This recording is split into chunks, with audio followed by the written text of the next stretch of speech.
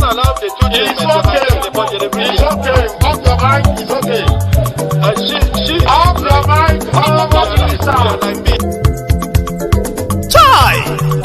Now wow, people wey suppose talk truth to power don't off mic. And if we talk, now 500,000 they go summer us, call them hate speech. But fear not, Maiyegun don't come. Him go torchlight every corner, nooks and cranny of all these bad people where they spoil our country.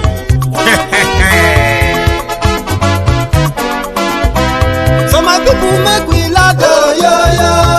Maiyegun don't come, oh yo yo. My people make we shout, oh yo yo. Maiyegun don't come, oh yo yo. Maiyegun don't come, man of the masses, oh yo yo. Maiyegun don't come, oh yo yo. Maiyegun diary Politico, yeah, yeah. Maiyegun don't come, oh, yeah, yeah. This one not the off in mind. Oh, yeah, yeah. Maiyegun don't come, oh, yeah, yeah. And in the touchlight every corner. Oh, yeah, yeah. Maiyegun don't come, oh, yeah, yeah. Okay, some people be they holla say they want the power. Chai. Them be promise us say we go get light and power. Nah. Them hustle sote they can't get the power. But now they know they do anything with the power. Sure. Every day, dollar just they get the higher power over naira. Still them talk say make we off mind. But thank God say Maiyegun don't come. So my people make you laugh, oh yo yo. Maiyegun don't come, oh yo yo. My people make we shout, oh yo yo. Maiyegun don't come, oh yo yo. Maiyegun don't come, man of the masses, oh yo yo.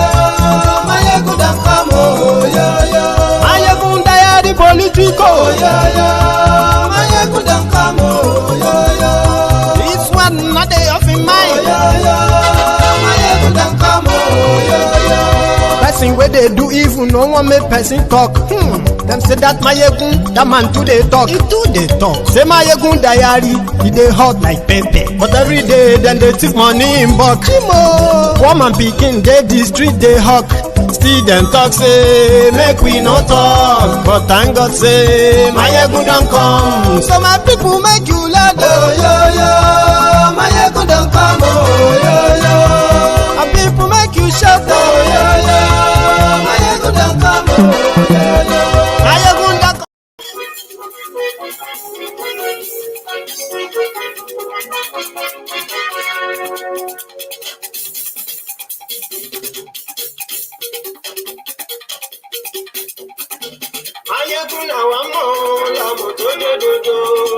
Hello there.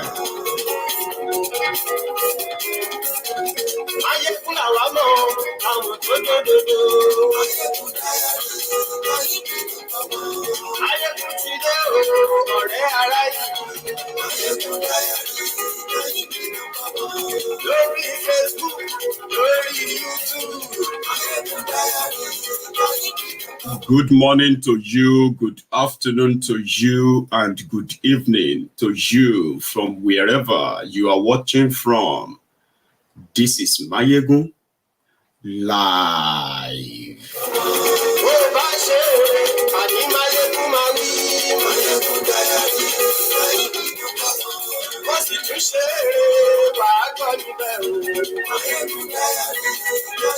Thank you so much for joining me from wherever you are watching from. Please read the caption of the broadcast.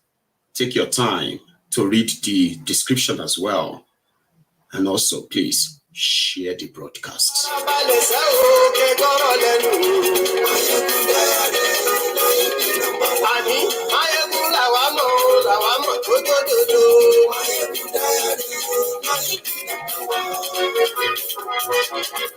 That's right.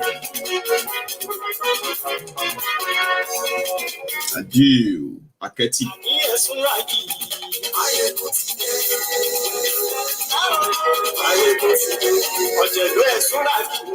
The news of the death of Rotimi, Akeredolu, the former governor of Ondo State, is no longer news, I believe. Our condolences goes to the people of Ondo State to start with. I can only imagine what this means generally to you. because I am not from Ondo State. As a Yoruba man, please come closer.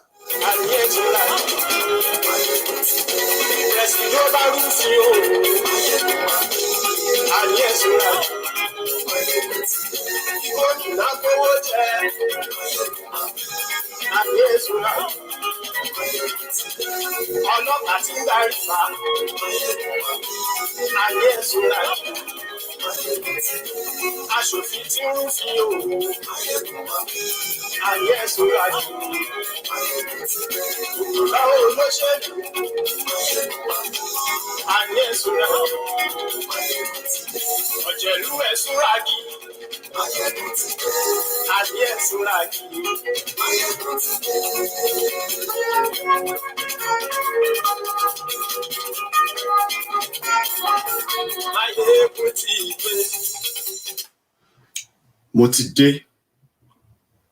So good morning to you once again. Good afternoon to you. And good evening to you from wherever you are watching from. It is Maiyegun live. And the conversation tonight is not for us to gloat, okay, or to mock the death of anyone. It is actually going to be the session and segment that I am going to do my best to speak directly to that your subconscious minds. And the moment like this will then serve as a sober reflection for all of us, including myself, the MOG of the Temple of Truth. We are not here to laugh at them, mock them, or even call on whatever other things that you might want to. I want a critical session whereby you are going to have a serious critical thinking wherever you are. Because you see, this is also going to help you as an individual when you are to make decisions. Because a lot of us are enablers of all of these FMAs or these criminals that we all agree cut across every nook and cranny of Nigeria. Nigeria's situation has gotten to a stage whereby it is no longer hidden. Nigerians love their criminals differently. So therefore, it is not a moment of gloating.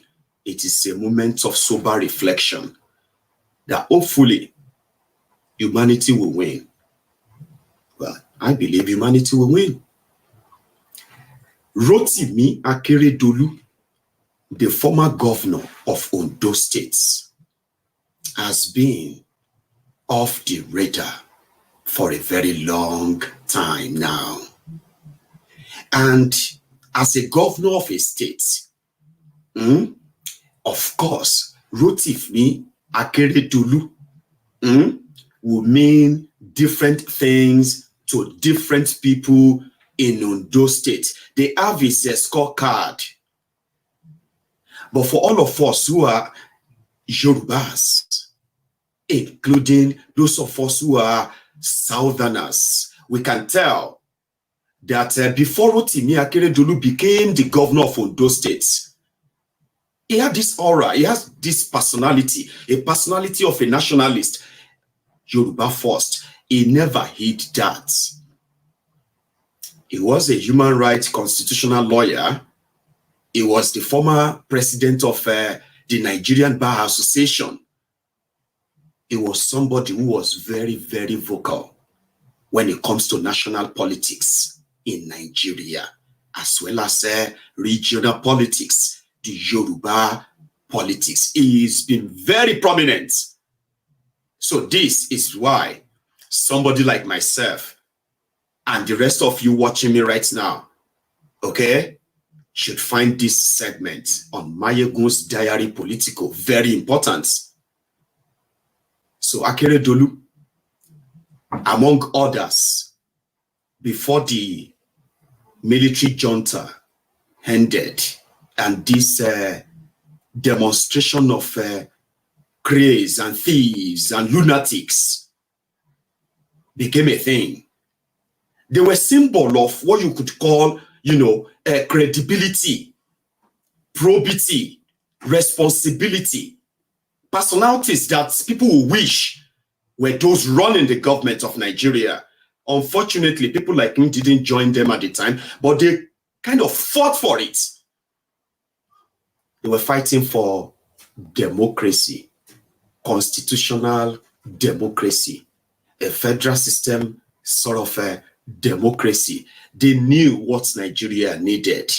For those of you who are familiar with the Nadeco, as well as the likes of the Afeniferes, as a Yoruba man, it is more personal because you see that politics that the likes of Akeredolu represent or presented to all of us, the type of politics that the likes of Tifnumbu and Gang and many like that presented to the Yorubas, you had no choice than to hold them religiously, believing that they were actually what they said they were.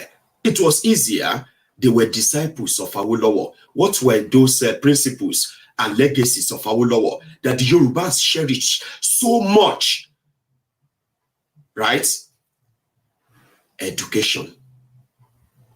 So it was so easy. So this politics of give Ijoba Awarawa, the government of the people, by the people, and for the people, it was going to be so beneficial to the Yorubas that they became one of the arrowhead and champions for return to democracy. 24 years after that, Akeredolu, like many others before him, Yorubas, they had the opportunity to replicate exactly what we read that Awolowo did. Not just for the Yorubas, so for the entire Western region that cut across to what is today's Warri Delta State. The type of government and policies we expected them to give them to us in this their charade democracy for 24 years. Yorubas, like many others across Nigeria, we were all let down. Democracy became the government of the greedy, by the greedy, and for the greedy. The selfish interest of the criminals who never really are interested in investing in the people. So the people lost. Akeredolu, like I said, also got his own shot when he became governor. And you see all of that pandemic, the disease of non-payment of workers' salaries, looting, self-serving, stealing, and all of those things that are synonymous to those that were never elected by the people became the order of the day among the supposed Yoruba progressives. Our schools continue to be dilapidated. Our children are being offered the worst of the poorest education. They are today unemployed, many of them unemployable, no thanks to the disciples of Awolowo.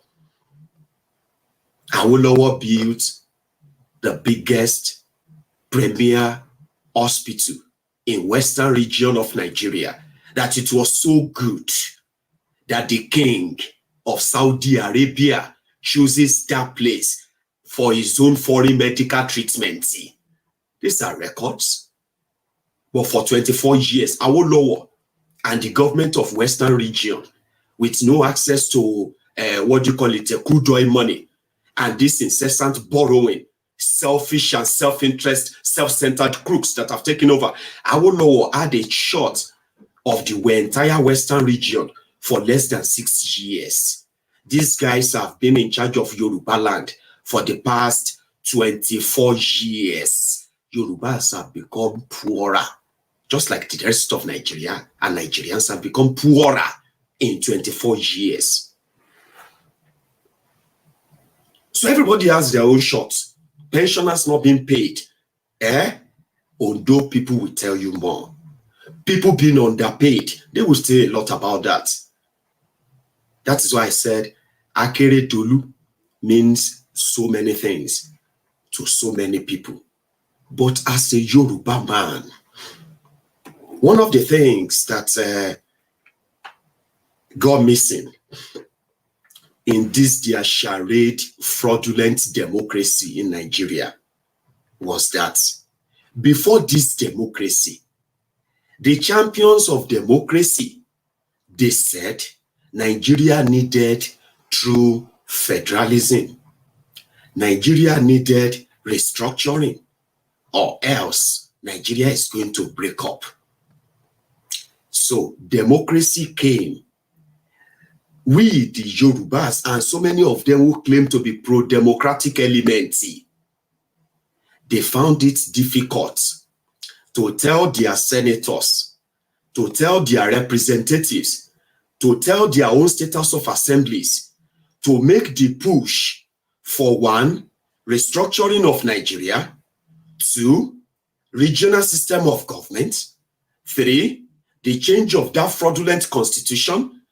24 years, the supposed progressive Yorubas who fought for democracy, they were comfortable operating the Decree 24 of Abdusalami Abubakar because it serves them. And the excuse was the northern Nigeria will never allow it.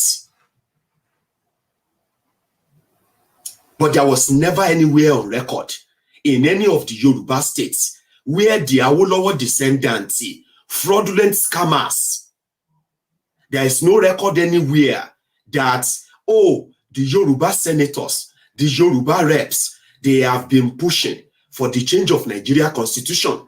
They have been pushing for the restructuring. It doesn't matter political party. No. They were giving excuses because it was serving them. They were, in fact, they became dictators since the fraudulent constitution allowed them to be that. They became lord over their people and impoverished them even more. So we suffered all of this for 24 years in the hands of so many of these criminals, parading themselves as disciples of Awolowo, who never represent anything Awolowo represented at all. They wanted to own the world. They wanted to own the land. The state resources become their family piggy banks.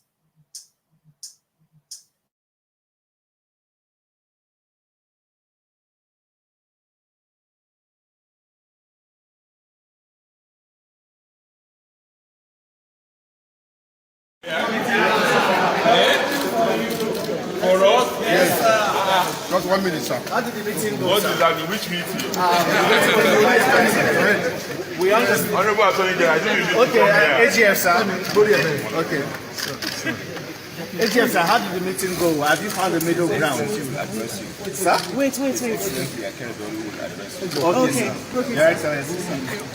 How did the meeting go, sir? Well, we held a very fruitful discussion.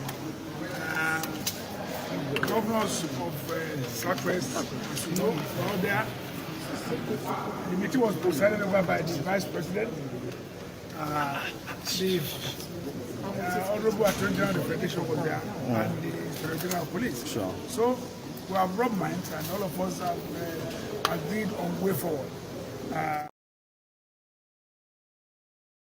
About that, really sorry about that, okay? The audio was kind of acting up. Let me know if the audio is back now before I kind of continue, okay?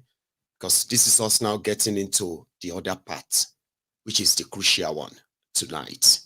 So how is the audio over there?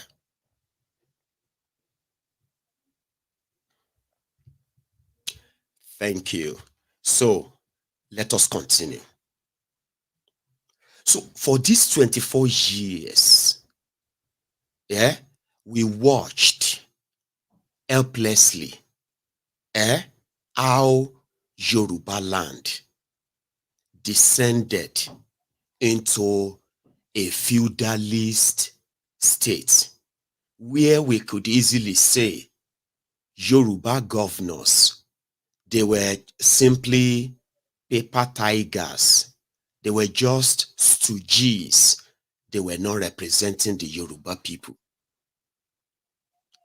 Then APC, Egbekegbe, under Bokuwari, decided to actually take it a notch further when the Fulani terrorists invaded southern Nigeria,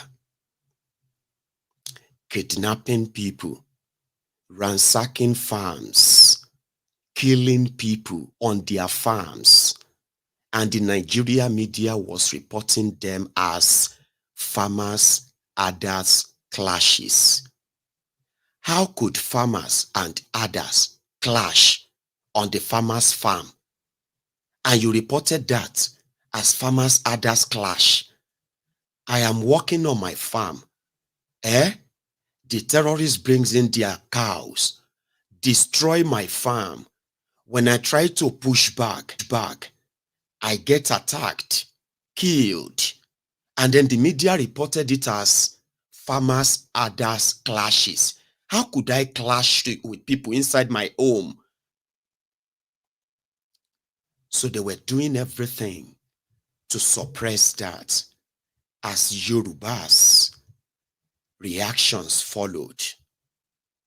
People decided to stand up against these marauders. They formed groups. There came the problem, the real one, which obviously then showed that it is either the Yorubas are already, like many others in Nigeria, it's either we are already sort of our suspicion. They were right. Because of political interests, there were Yorubas who were ready to see other Yorubas slaughtered and killed, as long as it is not going to affect them becoming the president. And that was Tifnumbu. So people started reacting. You remember that time? That was when Akeredolu stepped forward.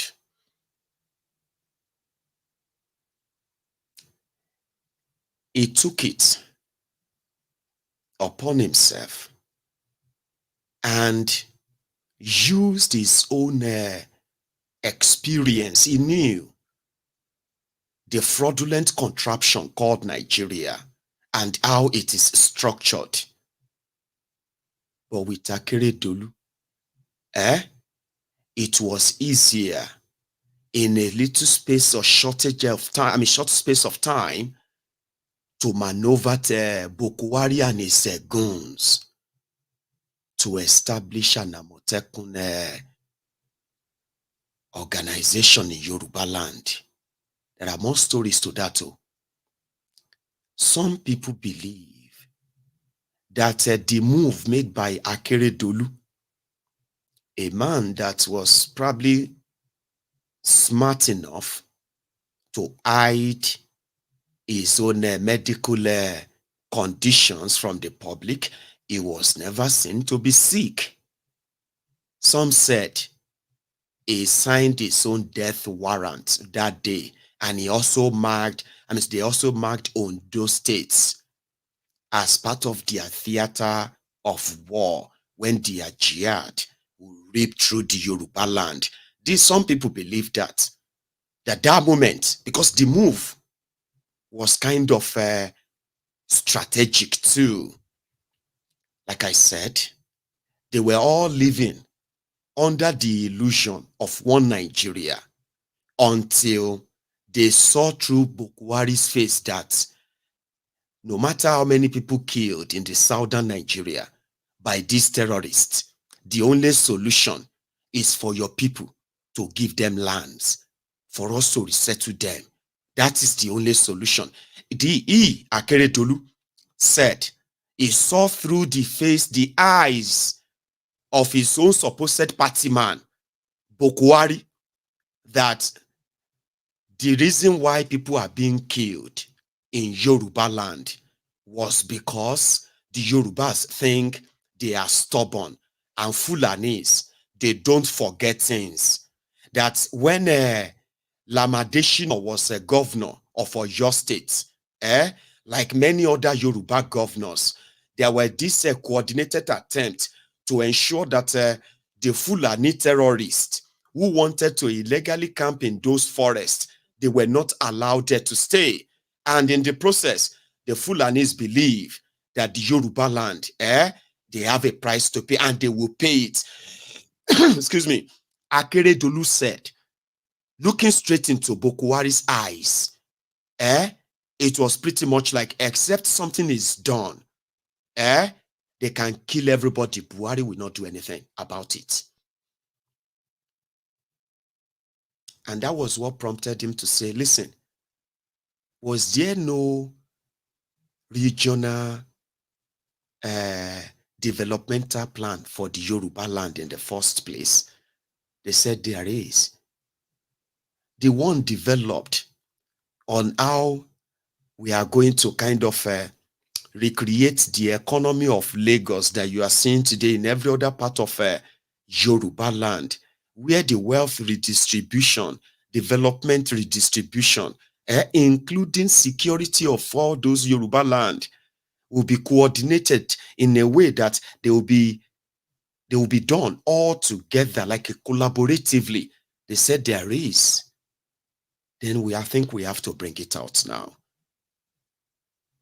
Even though when they knew that the fraudulent 1999 constitution will never allow them to be able to go to go out there and procure the adequate, sophisticated weapons that can really confront these terrorists.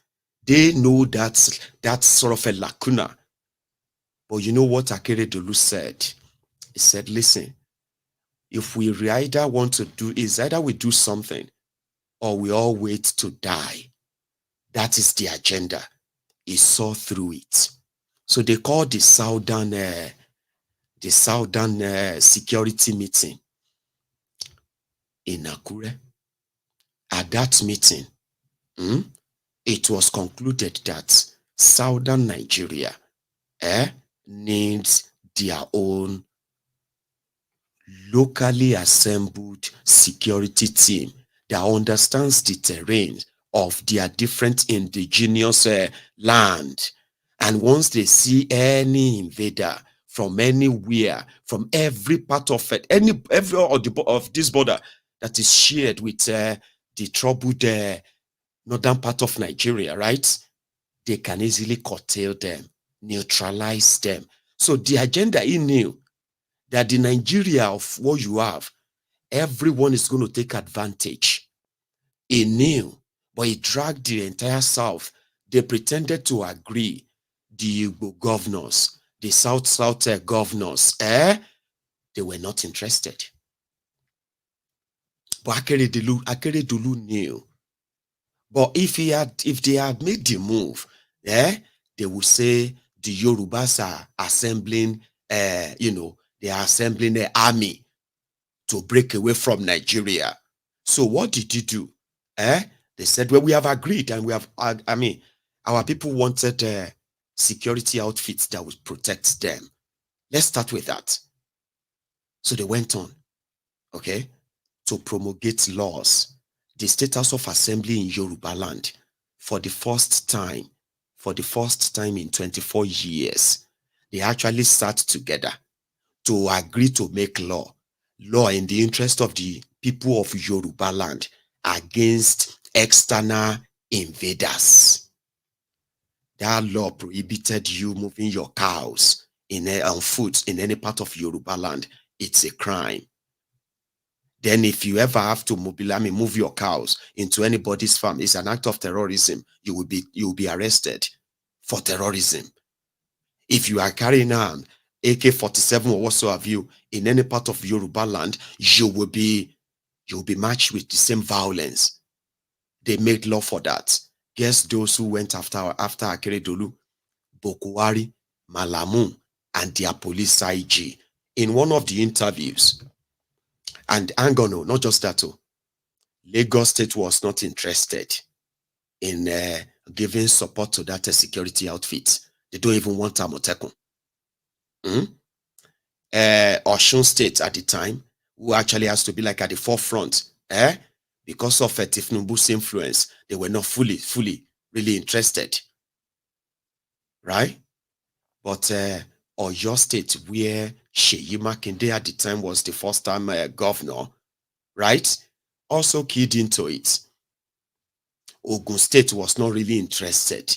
Ogun State, where the Fulani terrorists have already ransacked communities around the Yewa North of Ogun State, Yewa North local government areas.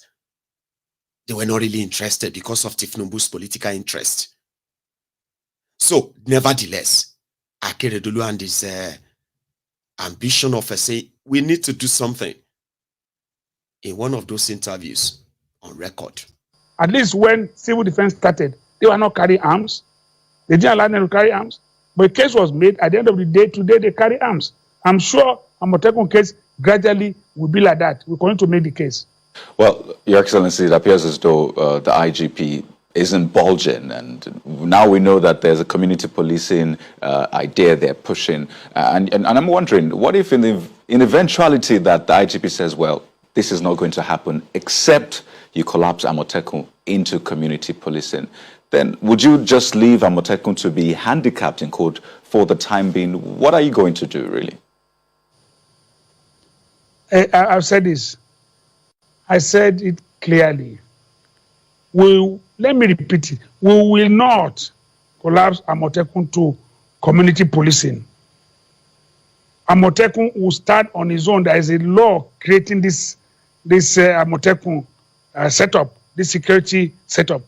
So it's not going to be collapsed. There is no intimidation. We are not people that can be intimidated, and we are not people that the IG will give order to. It's not possible. We will not collapse it. I've said so. There's no need for us to belabor this issue. We will not. But all we say is that if he's prepared, we are prepared to discuss with him. Let us discuss on this matter. Amotekun is different. Community police is different. Amotekun will collaborate. All of us will collaborate together.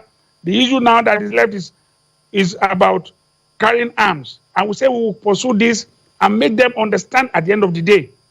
If the IG now does not understand, he will leave one day. Well, another IG will come, other people might understand. If he doesn't want to understand, we are not forcing him to understand. We are saying, let us hold discussion. But if they come out and want to repeat every time about Amotekun and being like something that is they feel irritated about, it's not fair. It's not fair. We have taken them through this of what Amotekun is all about, and the state have gone ahead. We have our laws. We will live by that law and abide by it. And if anybody feels otherwise, let him go to court and challenge the law. There's no need for us to bicker on this matter. And we are saying with all sense of responsibility that Amotekun will stay and we will go ahead to negotiate. That's what I'm saying. We'll discuss with the police on issue of arms. And at the point in time, just like they did with the civil defense and a few other paramilitary or military or police security today that are carrying arms, I know the time will come. But if they say no, I said we are prepared to continue to use non-prohibited arms, at least with our blood and everything, to secure the lives and properties of our people. It's as simple as that. You see, some people may not understand the significance of his position at the time. Here you get, he knew that what they were about to do would stand no chance because of the way Nigeria is structured. But one thing they were not prepared to do is for you to keep telling them that that will be the end of it. Like, just because, you know something, that singular move rattled this Sharia jihadists north at the time, 2020. It rattled them. They specifically, you see, when the Fulani terrorists were killing our people across Yoruba land, kidnapping them, they were as quiet, as cold as dodo. The moment the southern governors came together that they want to act on it, and they actually started acting on it, established this Ebubeagu that was supposed to also be kind of similar Instead of Ebubeagu to start going after Fulani terrorists, Ebubeagu of the Igbo criminals, they started going after their fellow Igbo men and women, like the ESN, IPOB, instead of the Fulani terrorists. But the likes of Akeredolu standing that time, it rattled them so much that they called an emergency Northern Governors meeting. Miyegun gave like about 500 press releases. The Miyegun, they started kind of threatening, at a point, they started threatening the Southern governors. Anybody that implements that thing is enemy of the North. Hello? How can people want to protect themselves, against armed terrorists who are killing people? How can they be enemy of the North? So you are comfortable for your terrorists to continue to... Really? So that reaction that time and the insistence that, no, that's what we're going to do. But they said they cannot allow you to carry gun. We know. But we'll still carry gun anyway. Because yes, we are, you know what I mean? Like, a lot of you may not understand what that stand meant at the time. Akeredolu insisted. And that Amotekun, no matter their weaknesses today, there have been Yorubas, non-Yorubas, who are victims of kidnappings in Yoruba land, who have been rescued by this same outfit. At a point, part of the weakness is that even when they get to either kill or arrest any of those terrorists, the Nigeria system will free them. But the fact that today they exist and there is nothing the Northern Nigeria could do about it, even up till now, I'm still coming, that credit still should go to Akeredolu. So he said they will meet with them. So Akeredolu now mobilized all these Yoruba governors that were interested.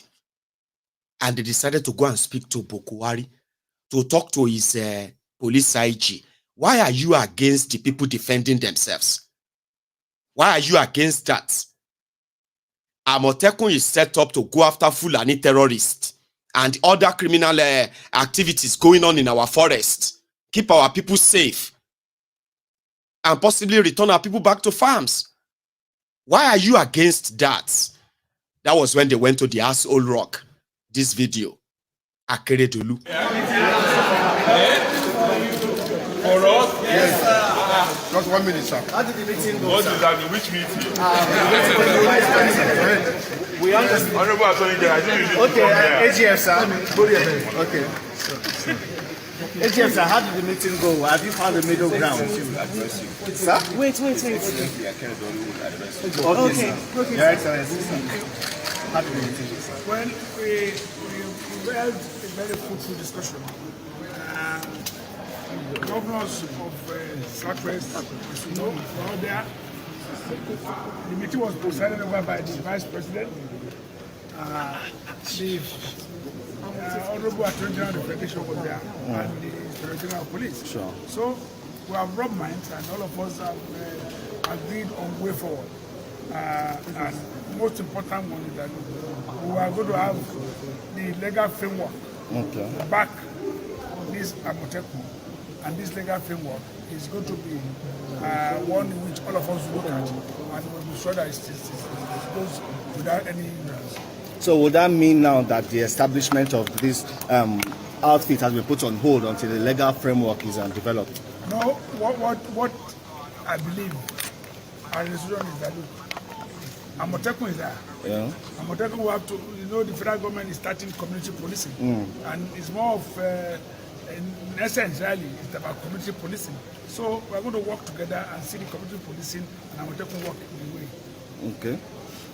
Would you like to tell us why there were no such consultations before the launch of the program? No. There were consultations. Don't say there were no consultations. There were consultations. Okay. Because we had discussion with the ID there, and what has developed is what has led to this. Not that there were no consultations. We just felt that, look, with all this noise outside, it's better for us to sit down. And you remember, even immediately the noise started, I said that we are going to explore political solution. And all of us are here, my colleague, Deputy Governor of Oyo, who is of PDP, all of us are here. So we have looked at this solution to it now, political and legal solution to it. All of us will do it. So what will you be telling your people that are already protesting out there? About protesting about what? Protesting, saying that the government is for. No, they're saying for it, saying that the government is trying to stop something that they want. What message do you have for them? The government is not trying to Attorney General has clarified that. The Attorney General has spoken. I'm sure you all read the statement that it was misinterpreted. So it's so clear. So there was no time. At no time the government wanted to stop Amotekun. That's what was go about it. And all of us believe that they don't want to stop Amotekun. And the Attorney General haven't spoken. It's all about us. So there's no problem. Okay, maybe the Attorney General will set the record straight and The record has been set straight by the federal government's position from you, sir. From you, sir. So do you want me to tell you what happened that day so that you understand that the context of that video better? I'll tell you. People like us were already on their necks, releasing information and happenings as they are, and people are already reacting back in Nigeria. So part of that is the reason why the likes of Akeredolu and the rest of them were putting all of that together, right? So Malamu came out and he said Amotekun is illegal.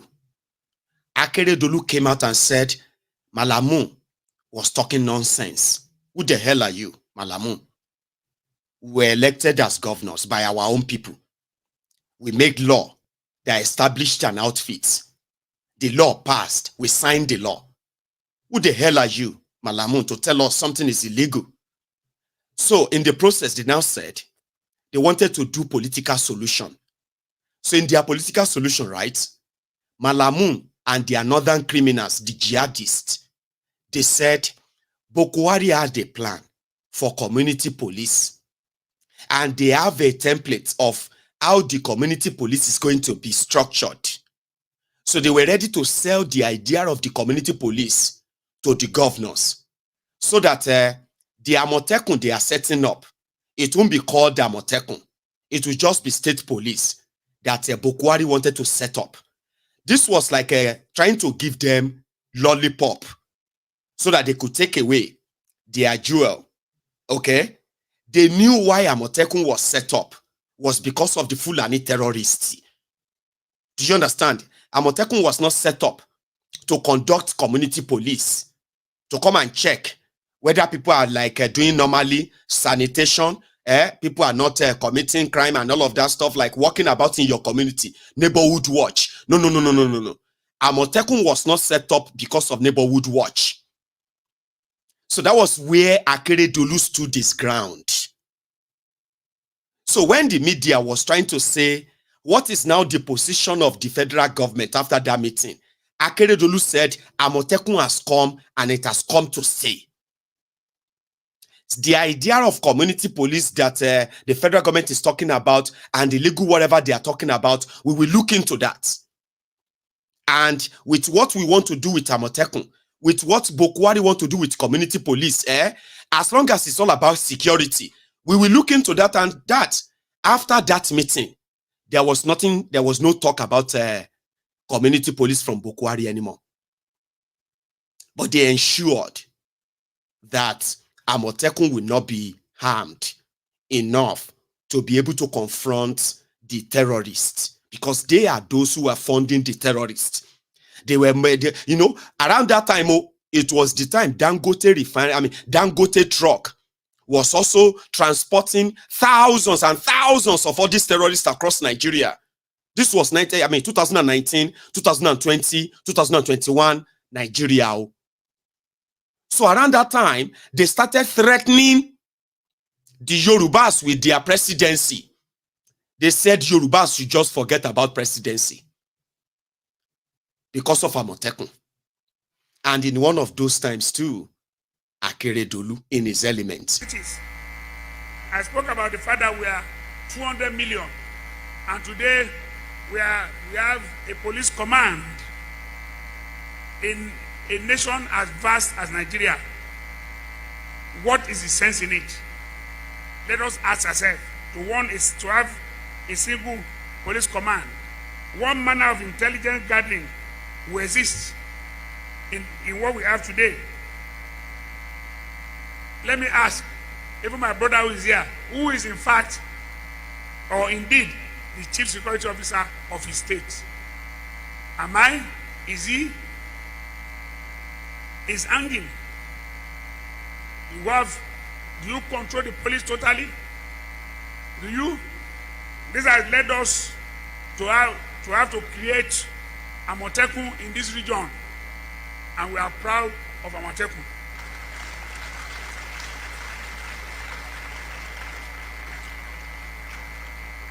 We had to take the bull by the horn in spite of opposition, and we are determined that we will not leave our lives and properties in the hands of those who don't want to protect us. We will protect ourselves.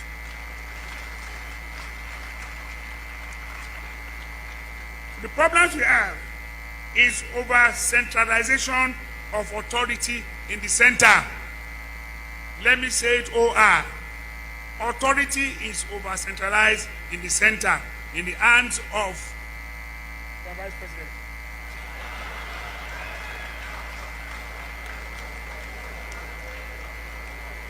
I know you will laugh, but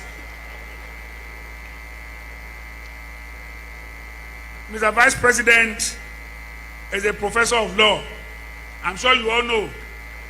And all of us, even when we are in court, we learn evidence from him. But he's also a constitutional expert. And I'm sure he will agree with our position.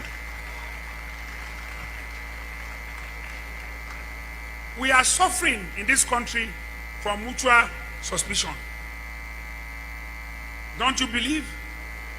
The people don't trust the government. The government don't trust the people. Even within the government, they don't trust themselves.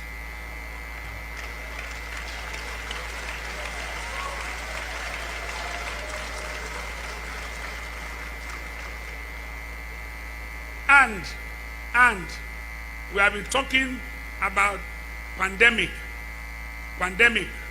COVID-19 pandemic. But we have left one pandemic that has existed in Nigeria and is still there. And that is what I call CDS,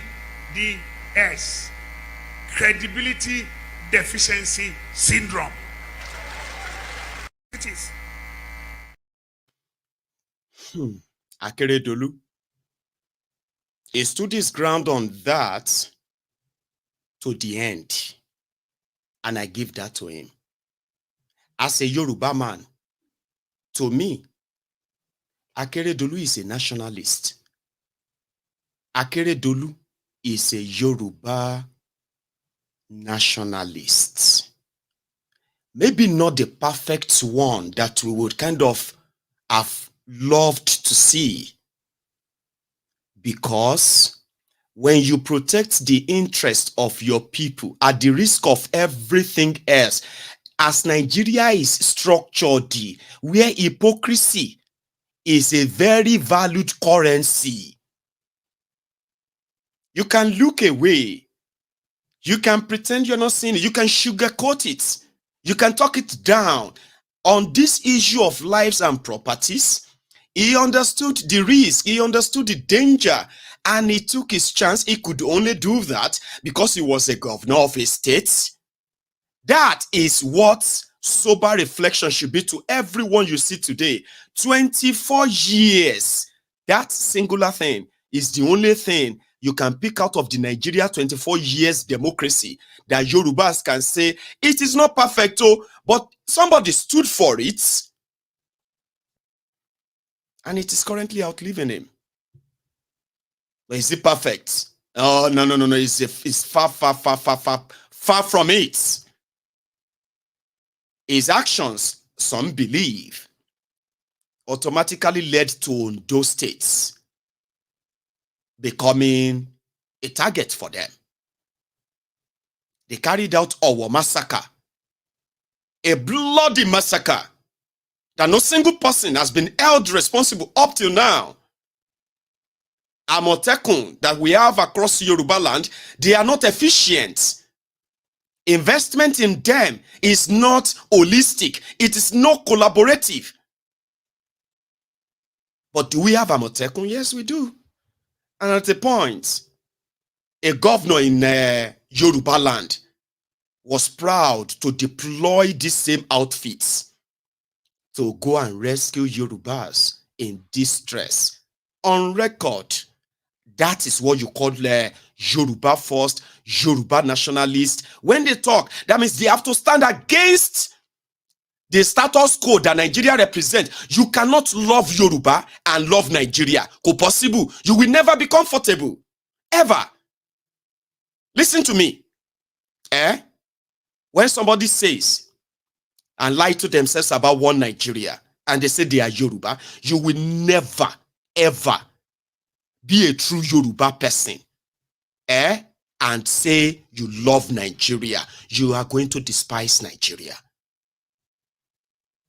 With what Nigeria, for Yoruba has been part of Nigeria, and the limitation placed on us, we never actually make a genuine Yoruba man say, I'm proud as I love Nigeria, when you are not mad. But look at this Yoruba governor.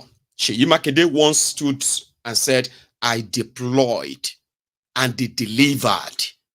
That should have been what regional systems should be. In a democracy, that was what these guys promised us. The anti-grazing law, there is no awareness among the communities about its operation. A lot of people even believe that the law is not enforced. What will the state do to make sure that the law is enforced and the people are also aware of its operation? Well, I mean, they say that the governors are the chief security officers, when it is convenient, because quite frankly, the governors, they are at the mercy of federal agencies, to the federal security agencies, to implement, certain laws. So we have to. That was why we asked for the state police in the first instance. It's a constitutional issue, and in the absence of having state police, the states in the southwest came together and we formed Amotekun as a stopgap. So we'll keep. Problems don't go away completely. You have to keep working at it. You have to keep pushing. To get to where you really want to be, and that's what we keep doing. But the law is there. The implementation has not been smooth, and we'll keep working at it. Okay, you rolled out some security measures last week, and you said one of them is that you will deploy 200 more Amotekun into Ibarapa zone. Have they been deployed? Yeah, they have been deployed. They're here, and also we're supporting them with logistics now. We brought 4 additional operational vehicles for them. We'll support them with more logistics as time goes on. But they are here. They are here. Do you get that? Like, you are able to embrace the situation. You are able to look at the resources at your disposal, the ones you can easily command to dispose to the use of the people in distress. That is what Yoruba land was supposed to be like. That you are part of Nigeria doesn't mean that we have to wait and die. That they are going to make you president or make you governor, make you anything at all, should not let you then watch your people bleed and die. Sure, you understand? And it is when there is peace, that you can begin to talk about development. Bokwari was not interested in peace. They were interested in their campaign of, what was that? Their jihad. Your land or your life. And if you stand up to fight for yourself, it is considered you are trying to go against the northern Nigeria. How could defending myself means I am against northern Nigeria? I didn't come to Sokoto to come and attack anybody. I did not come to Kebbi. I did not come to Zamfara or all these places. I didn't come to your Borono. Why would you come to my Ijebu? And because I decided to stand up and fight and defend myself, I am now against the North. We never let that lasted. It didn't last. And so the last part, Akeredolu. State is set for Amotekun. What is the level of preparations for the program to be launched tomorrow? You can see our preparation now. We are moving to Ibadan right now for the preparation for the inauguration tomorrow. How will this thing work? Because people have expressed that it should not work. It will work. But how it will work is not what we can reveal to you now. Because we invariably turn to a security risk. We'll start telling you all our strategies we want to use. But it's going to work. So what's your admission to those who have fears about this initiative? Yes, they shouldn't entertain any fear. It's going to be a success. It's going to be a success. Nobody should entertain any single fear for this operation. So initially, wọ́n ti rí kó ti ṣe é ṣe nítorí Ìbàdàn lálọ́ yìí àwọn báńgà náà lẹ́dẹ̀ rí díẹ̀ ní wọn lẹ́sìn a sì ń bọ̀ we have more than this oye àwọn tá a lè kó lọ fún inauguration and bá lọ yìí sí so kọ́ má bẹ̀rù a ṣe ṣe lágbára lọ pẹ̀lú ìfọwọ́sowọ́pọ̀ àwọn ènìyàn. What's the strength of manpower that is for now I'm not to expose it. Like I said, it might not be adequate. They might still be very much insufficient. Investment in them may not be like as expected, but they exist and they can always be built and then improved upon. So we can give that credit to Akeredolu. But there is also one more. We didn't know that Akeredolu was dying. From the reports that we heard, he was suffering from blood cancer, leukemia, as well as a prostate cancer. These two are terminal cancers. Like, it's always going to be, death is going to be the end of it. So, Akeredolu as governor, and all this we have just listed, he was dying. He was suffering serious health problems. And we don't know how long. He never really looked that sick in those clips I showed you in 2020, 2021. But things got so bad 10 months ago when Akeredolu was said or reported to have been rushed down to a German hospital. Abba, Yoruba Omoluabi, Awolowo descendants. Around that time, what should that actually remind him of? To have a replica of any healthcare is accessing out there, to have the same build in Ondo states. How come that was impossible? How? So the report back where some people are saying they will spit on his grave. They will do this and they will do that. It's painful, isn't it? That the politicians in Nigeria, the selfishness, the self-centeredness seems to be the same. I mean, you are the governor of over 6 million, 7 million people. And in your states, there is no single defibrillator, what do you call that thing? In your entire states, on those states, oil producing states, State collecting 13%, 13.5% derivation, oil money. And the governor of the state, a Yoruba man, Omoluabi, was comfortable to spend hundreds of thousands, if not millions of euro in a German hospital, and you still never had a chance of saying, I think it is safer, it is easier for me to get medical care in Akure than for me to be flown 7-8 hours to Mannheim or Hamburg in Germany. So it becomes kind of morally like sort of, questionable. Akeredolu, who was going through that serious chemotherapy here and there, trying to kind of maintain his health and all that, he clinged on to power. He never let go. He was so much, he was so much interested in that power that they were even working to impeach his own deputy. The healthy deputy, they were trying to remove him. Because according to the loyalist of Akeredolu, the deputy was not loyal enough.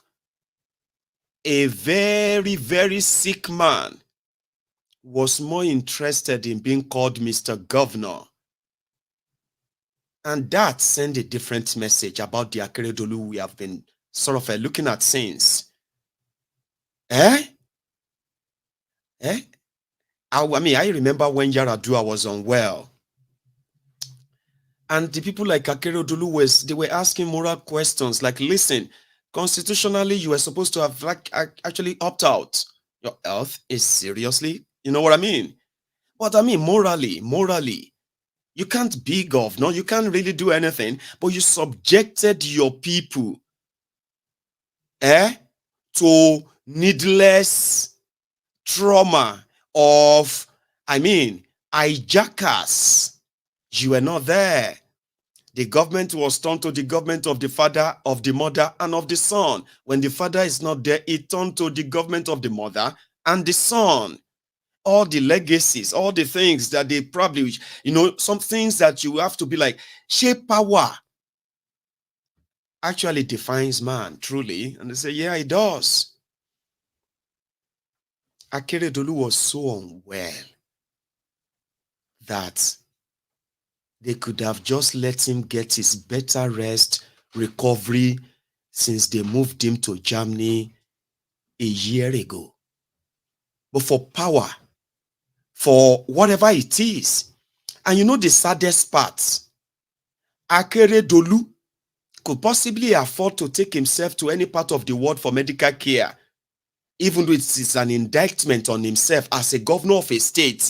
How long do you think a section of an hospital is actually equipped to standard and give you the same service your criminal politicians go abroad for? Whatever killed Akeredolu is killing other people in Ondo State, but they can't go to Germany. No, they can't. So they clinged on to that power. And that was why they had to bring him back. About a month ago, he was supposed to still be in Germany. When Onyibo is treating you that way, terminal illnesses, they are called. You may be doing chemo, you may be doing this and the rest of that, your age, your history of healthcare and all of that stuff. They will tell you, you have 3 months to live. And that was the moment of truth for so many of your politicians. They don't like that. When they tell them you have just about 6 months to live, instead of them to just quickly put in their resignation and say, this next 6 months, I actually want to spend it with my family, away from the public eye, and sympathy of the what you have actually managed to do can remain and people can continue to cherish them. No, they are not interested. Onyibo will tell them, you have 6 months to live. They will say there is a doctor in India, there is a doctor in Dubai. Let's go to Germany. There is another doctor there, and they will cling on to power because it's free money. It is also an opportunity for those who pretended to be taking care of him to continue to loot the state resources. It's an opportunity. He's not there. He's not alive. And they are caring for him. And they can do anything in his name. But he allowed it. So they are now going everywhere in the world. They want to be everywhere. Trying to buy extra 1 month. Try to buy maybe extra 1 year. See anywhere with the car. In the process, they abandoned their people. You see, back in Ondo states, medical staff, medical workers, they were on strike every now and then because they were not paid. Pensioners, aged people. Akeredolu is 67. People who are old enough to give birth to Akeredolu, pensioners, they are in Ondo states, not paid. Some of them are falling sick because of lack of money. They've not been able to access health care. They died. Some of them, their children even have money. When they took them to these medical facilities, hospitals in Ondo State, they are on strike. So many of them also died. While Akeredolu was trying to fight for his own life in a functional German hospital. The other lackeys, his friends, the political ushers around him, they were taking whatever they could take from Ondo State. No accounts, no nothing. The people of Ondo State had no clue. At a point, I bet they probably have no idea who was going to pay them, who was going to sign their check, who was going to do, in all of that. This is the dilemma Akeredolu left Ondo State. Because they didn't want to lose power. Because they didn't want to, the enemies are praying for him to die. They didn't want him to die. They brought him back to Nigeria. Unwell. They flew him back to Nigeria. They couldn't even take him to Ondo State. The state is their governor. They couldn't take him there. They took him to Ibadan, or your state, the state next to Ondo, for medical. And guess what? Just about 2 weeks ago or so, they said they were looking for defibrillator. What do you call that? He couldn't breathe well, so they need machine to keep him on that so that he can breathe. In the entire Ondo State, they couldn't find any. In the entire Ibadan or your state, they couldn't find any. In the entire Lagos State, they couldn't find any. It was a dilemma. At that point, they had no choice. They said, take him back. Take him back, please, or he's going to die. So around that time, he had to electronically transfer power again to his deputy. This guy was unwell. But they didn't want to let go. So they moved him back to Germany. And he died this morning. Akeredolu. For the last time in his own voice. Sáyìn ọ ní gbangba, ọwọ́ agbára rẹ̀ gbangba, ló fi ń gbà wá ní gbangba, àwa tá jẹ́wọ́ rẹ̀ ní gbangba. Sáyìn ọ ní gbangba, ọwọ́ agbára rẹ̀ gbangba, ló fi ń gbà wá ní gbangba. Aketi. So at this point, we can just say good night. Aketi, you've run your race and it has come to an end. You've played your part and you've made your mark. And to every Yoruba watching me tonight, remember this.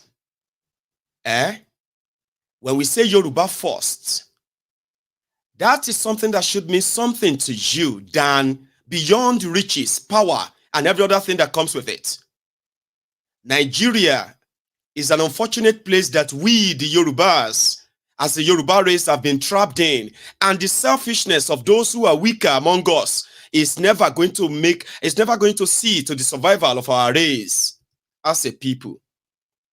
Political correctness is not going to do that either. When you have an opportunity to leave an indelible mark based on your understanding of what we have found ourselves, for the sake of generations that are coming, I hope when that time comes, the locks of all this that Nigeria is offering or dangling before you, they will not get in your way of at least changing the course of the destiny, or should we say, of the Yoruba people in this contraption Nigeria. You become governor in their contraption. Why don't you use that to champion genuinely and do something that in the, let's say in 10, 15, 20 years, the generation coming will not find it difficult to champion the ideology, pro-Yoruba ideology that comes from hard work, courage, responsibility. We can build a nation, which is what the Yoruba nation is. Yoruba nationalism, Yoruba first. All this ideology, they shouldn't be driven by selfish ambitions, self-aggrandizement. When you have that chance, please help this race. Your generation shouldn't be like the generation that feels like it is too much to ask that the identity of us as Yorubas, the pride and the safety, the prosperity of us as Yorubas is highly protected, right? Instead of shunning out a generation of lazy-minded young people, unproductive and then unemployable ones, at least stand for something that actually frees us, not what Nigeria has to offer you. If your own chance is to stand and lead us out of this contraption by whatever it is, do not hesitate. Everybody has a role to play. And we can all stop being enablers. For Akeredolu, Aketi, you have run your race. Whatever anybody has to say about you, they don't matter anymore. Or whatever anyone feels about you, they don't really matter anymore. But you know what matter? Is that when so many Yoruba cowards, when they are hiding behind what they have no control over, power, money, wealth, and all that, against the interest of the Yoruba people, you did your little, and your little counted.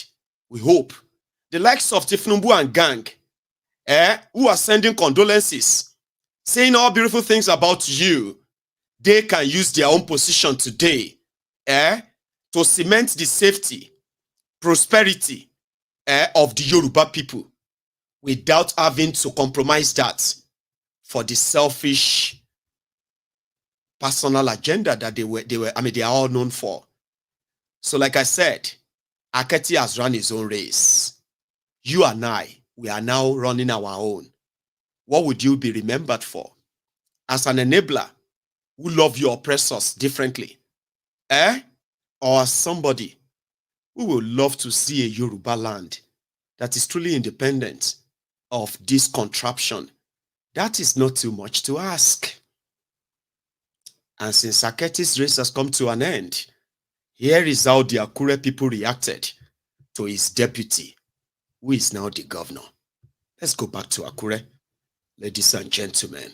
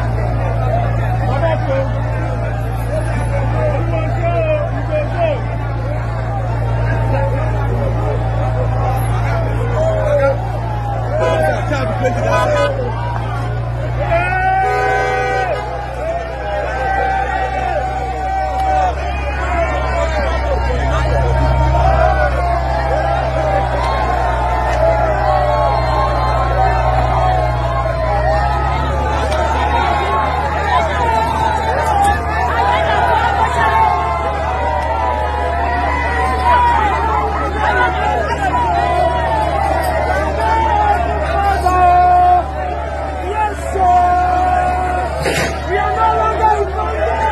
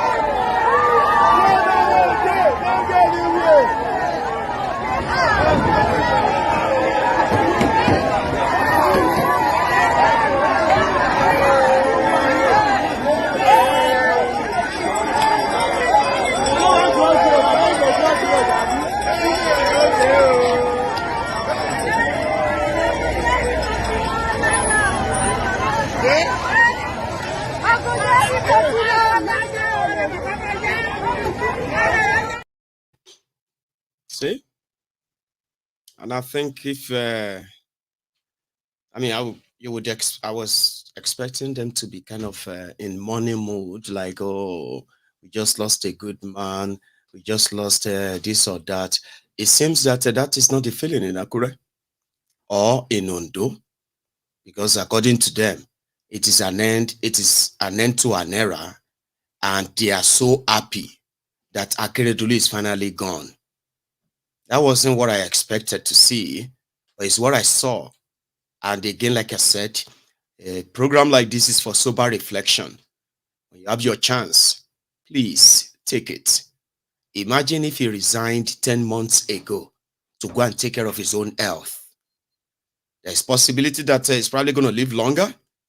Or even if he had to still die, right? The people of Ondo State will possibly have been like getting accustomed to how they are going to remember him and all that.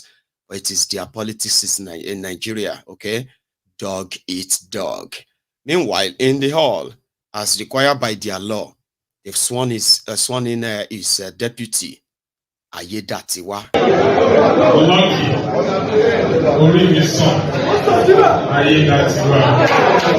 Do solemnly swear. Listen to me. I need you to listen. I want you to observe the reactions inside that hall and tell me, how bad could Akeredolu really be to his people that even when they are swearing in his own deputy, just few hours they announce his death, and inside that hall, it was like they couldn't wait for him to be gone. I mean, how bad could he really be to deserve this? Watching again.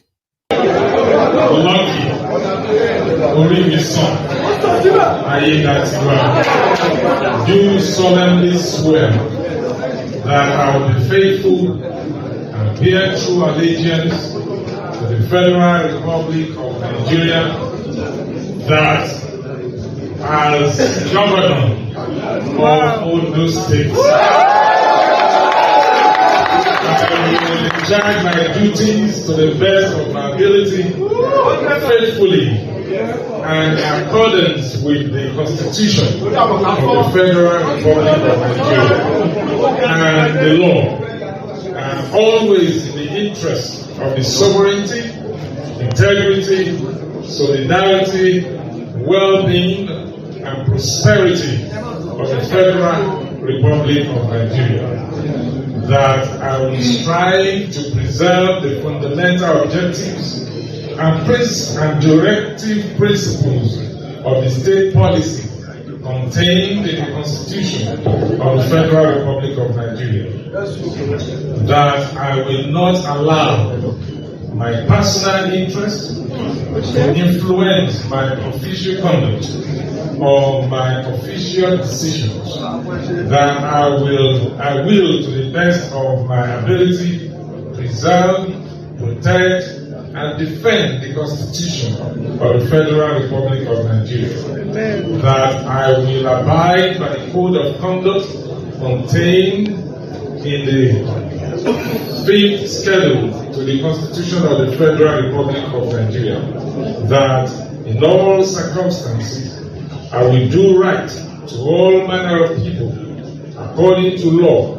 without fear or favor, affection or ill will, that I will not directly or indirectly communicate or reveal to any person any matter which shall be brought under my consideration or shall become known to me as the governor of Ondo State, except as may be required for the due discharge of my duties as governor, and that I will devote myself to the service and well-being of people of Nigeria. So help me God.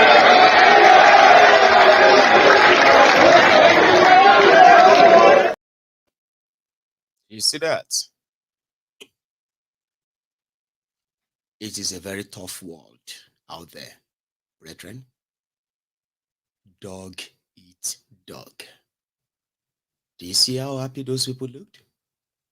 Because it's going to be the turn of another set of people who are now going to get political appointments. They are going to be local government chairmen, councillors, women leader. It will be their turn from Ayedatiwa. In 6 months' time or a year time, when the guy will now have to stand for election as a proper governor, and the looting continues. Here you get dog eat dog. There is nothing like solemnization there. You know, in America or in all this part of the world, that somebody just, it's like the governor just there and that person just took over. You will see everybody, even if they have to pretend, you will see everybody being like, because they haven't even buried the governor yet. Here you get, the body is still fresh. It hasn't been brought back to Nigeria. So everybody should at least show some, no. Ogbeni, show waiting. What do you mean show wait? Ogbeni, move on. That's it. Say everybody move on. But guess what? What doesn't move on? What doesn't really change? The same thing they are suffering that makes some of them to despise Akeredolu, Akeredole. Sure, you understand? There is same reason why they kind of wanted him gone. Very soon they are going to want this one too. Gone. It's just that because they have no power to kind of get rid of him if he's not performing, they will just either wait for another person that can possibly rig him out, or maybe he should die so that another person can come in. Maybe that one will be better. That is not the word. That's why I said we are not going to sit down here to gloat over who dies or who is this or that. But that's out there, it is the word of a dog eats dog. At the end of the day, it's what you have been able to actually achieve something substantial, something significant, where you had that chance. So, to the people of Ondo States, accept my condolences once again. To the Yoruba nationalists, well, accept my condolences also, because one way or the other, we will never forget what Akeredolu was able to impact. And then we'll let the Ondo people be the decider of who Akeredolu meant to them. Umar Ghali Nahaba, you remember him? I'm sorry I didn't put up his image on my selection tonight. Ghali Nahaba also died at the age of 65 or so. Yeah, he is the former speaker of the House of Representatives, the guy who was the speaker when the National Assembly of Nigeria stopped Obasanjo's third term. Umaru Ghali Nahaba is dead, and I bet he was buried in Kano today. Inna lillahi wa inna ilaihi raji'un.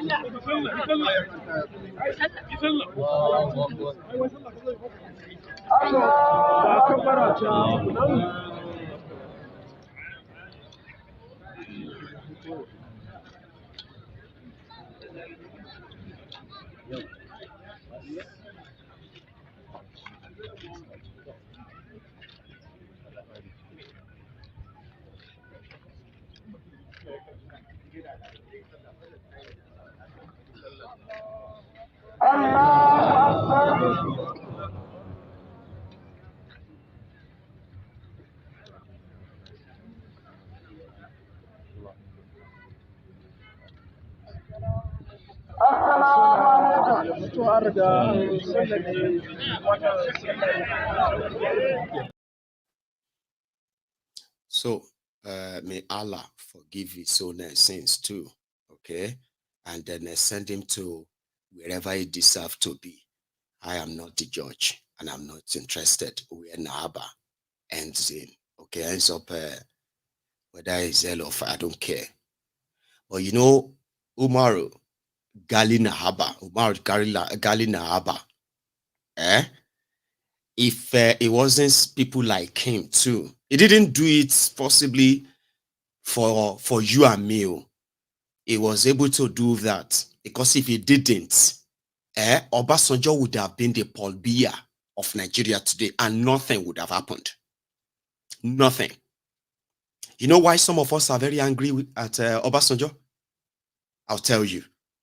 Obasanjo remained the best president that you've had in the category of the worst president that you've had since 1999.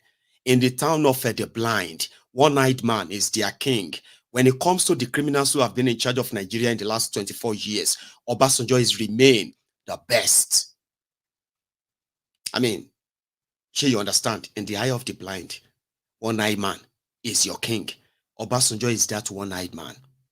Obasanjo was so powerful. In case some of you, the Indomie generation, may not understand the Obasanjo you are seeing today and the Obasanjo of 24 years ago.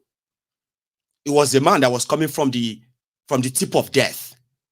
It was a man that people actually felt like you can no longer scare him about losing power or being killed anymore. He was about to be killed by Abacha when Abacha died. The same people who worked with Abacha, who locked him up, they brought him out as a power negotiation to keep the Yorubas still part of Nigeria. Obasanjo must be president by fire, by force. Obasanjo was so powerful that a lot of people didn't participate in 1999 because they were so scared that it's going to be a matter of months before the military would take over Nigeria again. And all this noise about democracy will be gone and nothing will be done. So Obasanjo was so powerful that he did not only succeed that military junta, as well as all of their machineries in the Nigerian military, he uprooted every one of them. Retired those he would retire, exiled some. They didn't tell you the full story. There were soldiers who left. There were military generals. When Obasanjo was in power, they went into exile. They never came back to Nigeria until Obasanjo left that power. They didn't come back to Nigeria. That was how powerful Obasanjo was. He sacked the military ranks that he met. He sacked the massive number, right? That people were worrying that it was going to trigger coup in Nigeria. It never triggered anything. Obasanjo had the chance of restructuring Nigeria. And the hell of that northern Nigeria that seems to present itself as a powerful this, powerful that. Obasanjo was everything. But he became greedy and selfish. He saw himself as the only person who could fix Nigeria. There was no longer anybody in Nigeria, alive or dead, that could actually make Nigeria better than him. Nigerians were yearning for restructuring. National conference was called. Because Obasanjo won't get a third term, the recommendations made in the national confab, Obasanjo buried it. And he was pushing for his third term, unlimited tenure.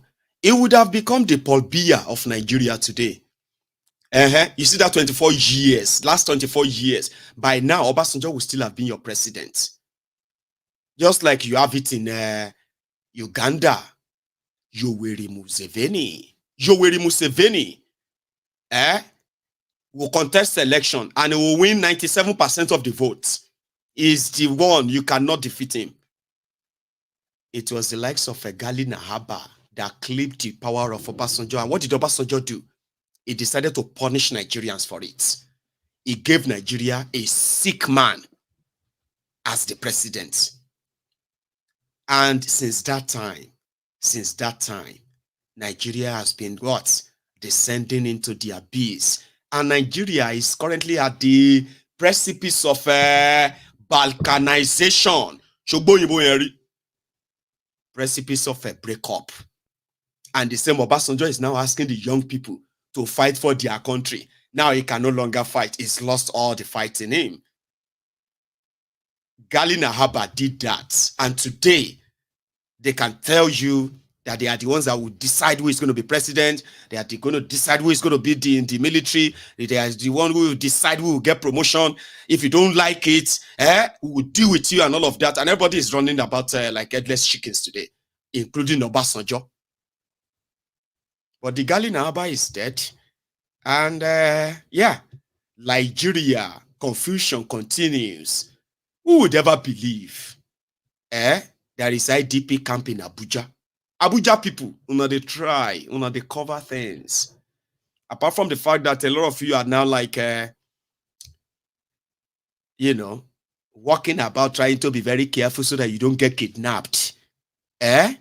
So when I get IDP camp for Abuja where people are like, oh dear, no Zamfara.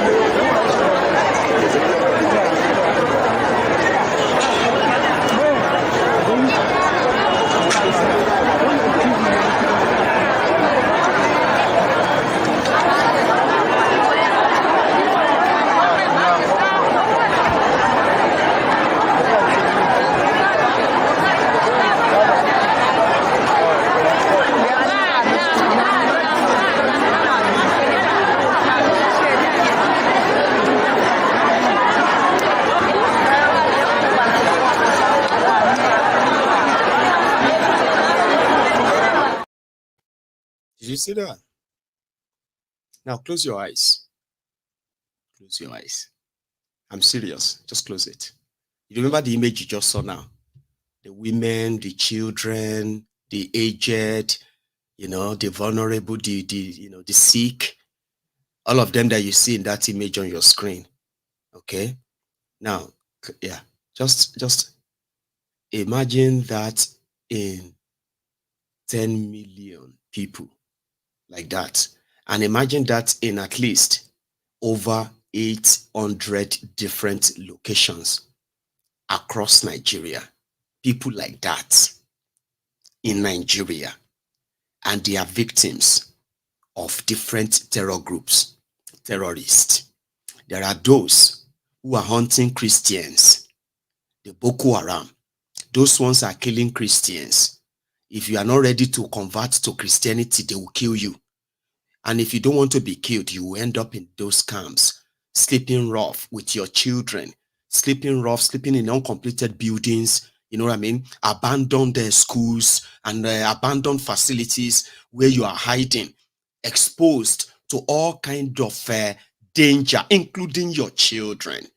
There are those who are doing that in northern Nigeria interior. There are others who are killing people because their own jihad is that the land that everyone who is currently living in Nigeria lives, that land, whether it is in Igbo land, or it is in Yoruba land, or it is in Ijaw land, all those land have been willed to them by their grandfather, Uthman Dan Fodio. So living on in those places, calling yourself indigenous people is an insult to the caliphate. So there is an ongoing jihadist campaign. All they have to do, you don't really even have to fight anyone. You don't even have to say anything.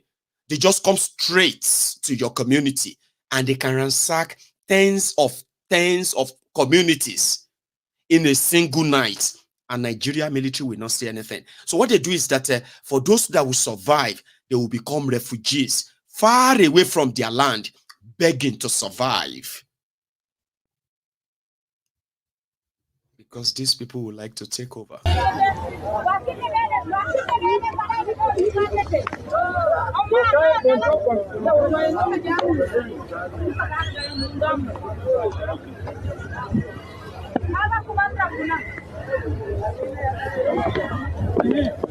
Hello Sunusi.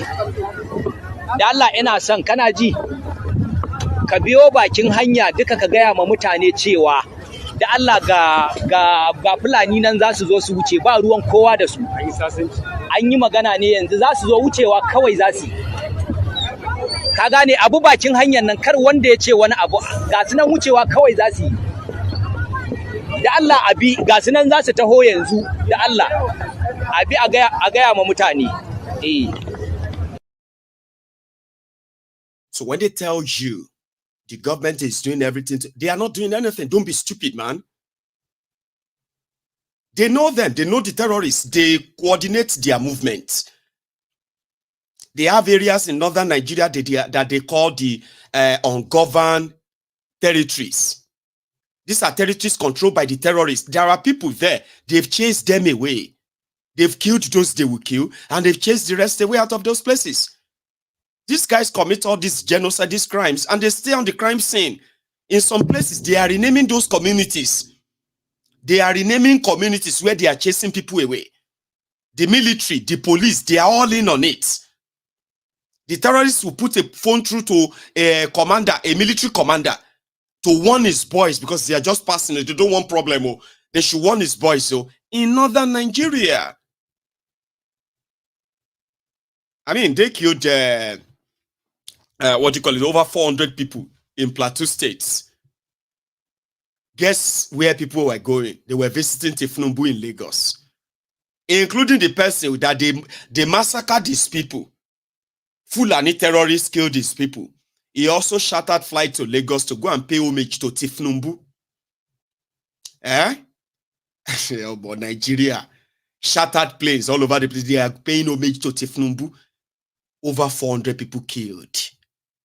And it says the tradition. We'll go to that Lagos, I'll show you.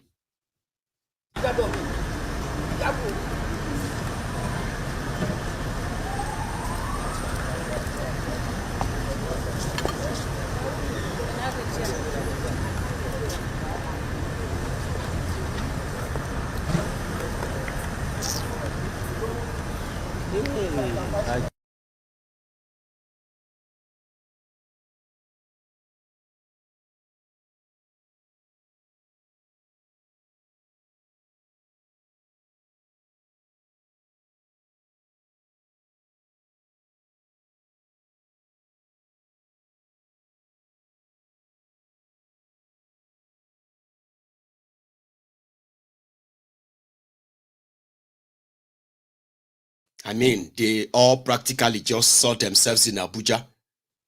Abi, they all walk in the same as Old Rock. So now they wanted to go and pay homage in Lagos. You know, as they were doing the same thing for Bokwari.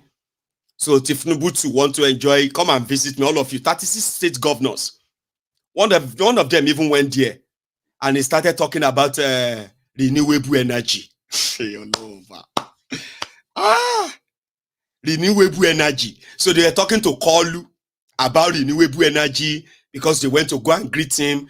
I mean, Nigeria is a complete joke, isn't it? But make it look real for the optic. We're discussing renewable energy like now. In the long term, we just have to come into that. This is the first time in the COP meetings, 27, 28, and co, that a statement was clearly made on energy transition. The previous COP meetings, no clear-cut statement was made. Now, what this means now is that in 20 years' time, they'll come to us and say, oh, we can't export cashew to Europe because the factory that processed the cashew used diesel to process the cashew, so they won't take the cashew. So there's serious issues and challenges ahead, which we'll have to mitigate now. But in our own interest, we'll embrace the energy transition for our own economic sake. We'll export our oil. We should have moved to gas 30, 40 years ago because over 70% of our hydrocarbons in the ground is gas, not oil. And we have consistently exported gas without putting the infrastructure in place to use gas domestically. In Europe, the cooking gas, the cookers in the kitchen, in the water heaters, all is connected to the gas infrastructure. So, in the meantime, the federal government is expanding the gas infrastructure through the AKK pipeline, section 2 of the Western pipeline. So, we will embrace, for us in the States, we'll work with you, Mr. President. We'll also seek the opportunities that are available from the federal government in terms of agriculture, infrastructure. Your Vice President, sir, is hands-on on agriculture. Since he's been in, we've seen the seriousness in which agriculture is taken. Hitherto in the last nuisance leleyi, nuisance leleyi, nuisance leleyi. Did you see what I told you? That one Kwara State Governor.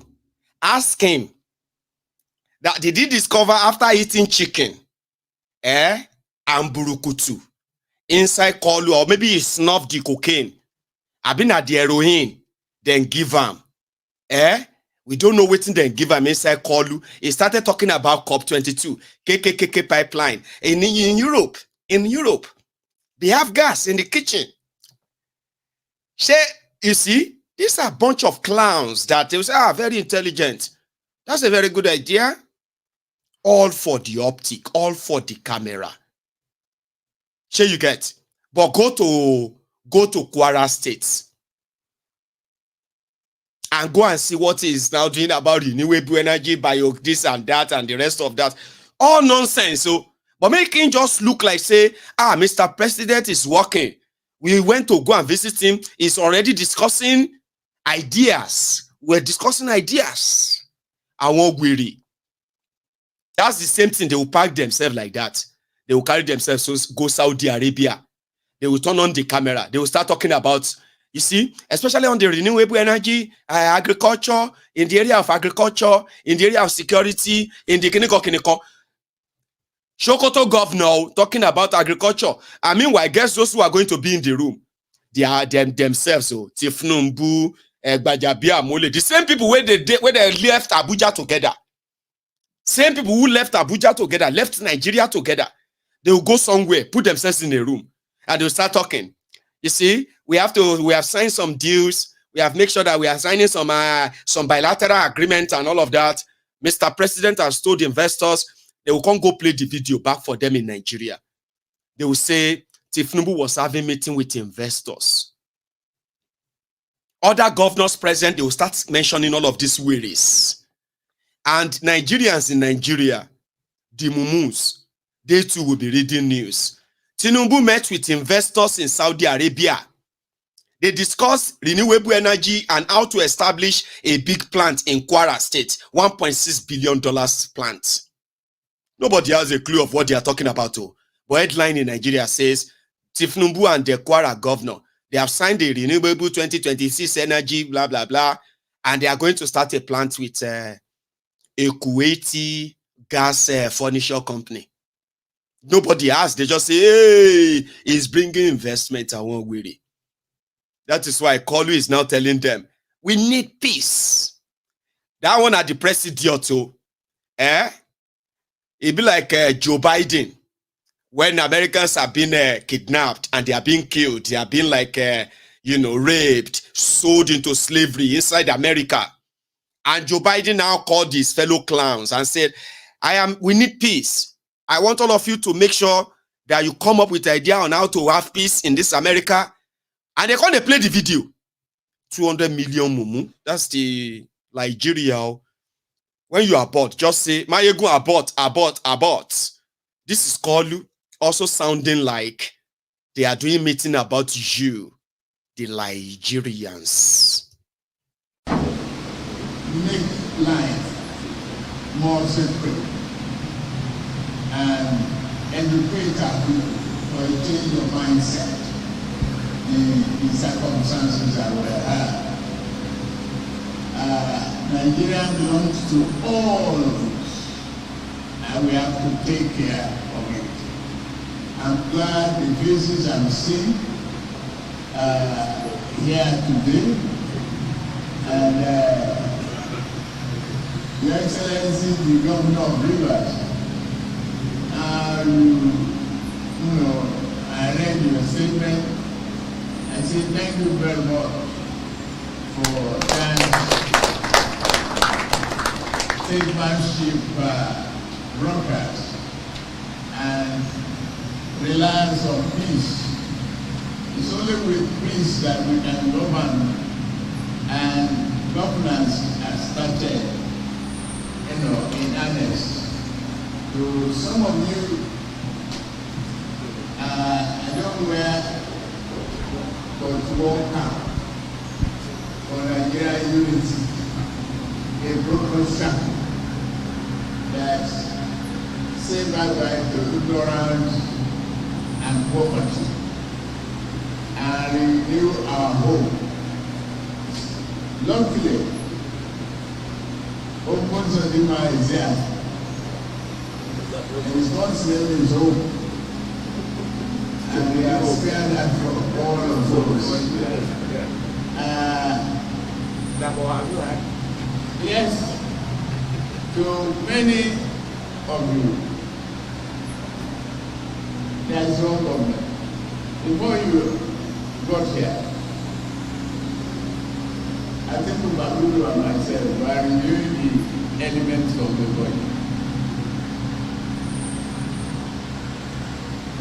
I will come to your meeting to spell out what am I thinking.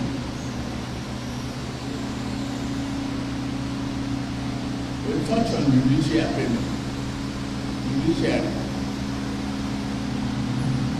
and the reform. A town hall different from Blue, Bulaba. A town hall. Fellow Nigerians, this is just the beginning. Fellow Nigerians, this is just the beginning. So everybody is now shouting abort, abort mission, abort, abort. Somebody was typing no, no, no. Another one, actually, simple instruction, just say abort. Have you not been watching some of these spy movies? The moment you say they won't grab you like that, you just use a code like code red. Save me. But all of you are just confusing me. No, abort. This, you know what I mean? So anyway, I have decided to abort mission. That's the Tifnumbu. the president of a country that you are currently witnessing what you are witnessing in today. I'll leave you to the rest. So what I'm going to do next is that I am going to take a break, okay? And then when I get back, I am going to take calls. So if you are watching us for the first time, remember, you need to also sort of subscribe, okay? So that you can set up your notification. Now, we are over 2,000 of us on YouTube this evening. Well done. Everybody came to service enough tonight. Good. So, but before you leave, all right, if you don't want to participate in the phone call parts, all right, just like the broadcast to show that you are here. I mean, come on. Okay. And when I get back, I will take calls tonight. Thank you very much anyway. I'll be back.